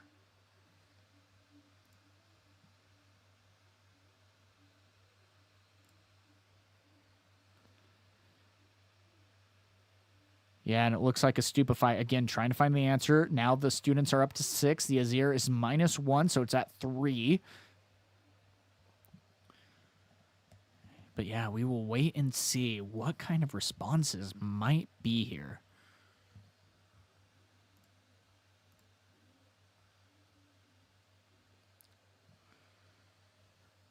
Again, though, so far, Ghael seems to have beat Tera in the final round, 2-1. Brocane and Gameslayer, of course, are still playing, and Zebro and Battle Tested are finishing up their round. Should be over any time now. But, I mean, they're really about to go to turns at this point as we get to the end of this game. And so we'll see what's going to be happening here. But it is coming down to the wire. And yeah, it looks like in 10 minutes we are going to be calling time. But there goes a Bellows Breath, able to be repeated. And that's going to be additional damage, at least trying to take a few units out. And that very well could be a victory right there in the battlefield, as another Might goes up for each of the Raven Blooms, and now they're at 10. So even with all these answers for Azir, it's not gonna be enough. Israel was still able to find the answers and shut down a strong attack. At least I think so, if I did my math correctly, and I do like 3/4 of the time. They do say math is for blockers, and I'm a spectator, so. Might be trying to hard cast a Hidden Blade.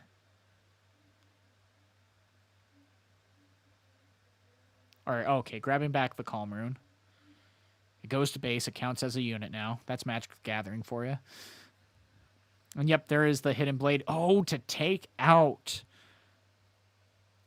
the student, to be able to survive the encounter. Now, of course, Azir will still fall. And that is a big loss at that, but at least you're able to get the point. You're controlling both battlefields. And again, like what we said, Azir has a very difficult time accelerating out his units. You really only have Thousand Tail Watcher, which can be utilized here. But even still, that's going to be a little bit tough. But Azir is tapped out. So if he is able to deal with this board state, 2 cards in hand for Azir, going up to 7 on this next turn with 3 cards in hand, I don't know if Azir might be able to hold on, but he's going to have to hold on to both battlefields in order to win this game. It is coming down to the wire.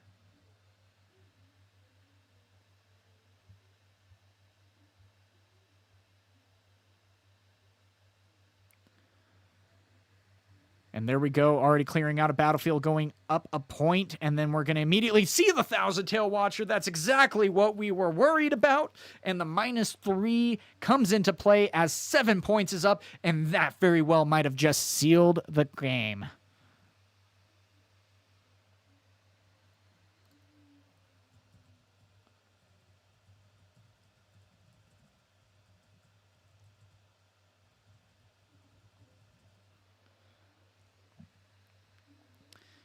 Yeah, here's the thing, though, going up to 7 points.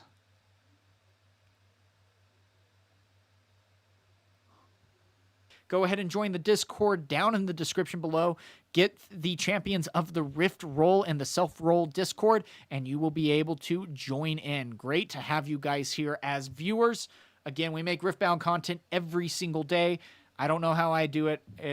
I'm surprised you guys aren't sick of hearing my voice yet, but here we are. With that, guys, that's going to be the stream.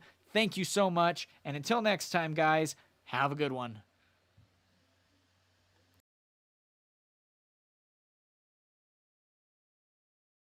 You can tell it's a new graphic. Okay, there we go. Now you can't tell.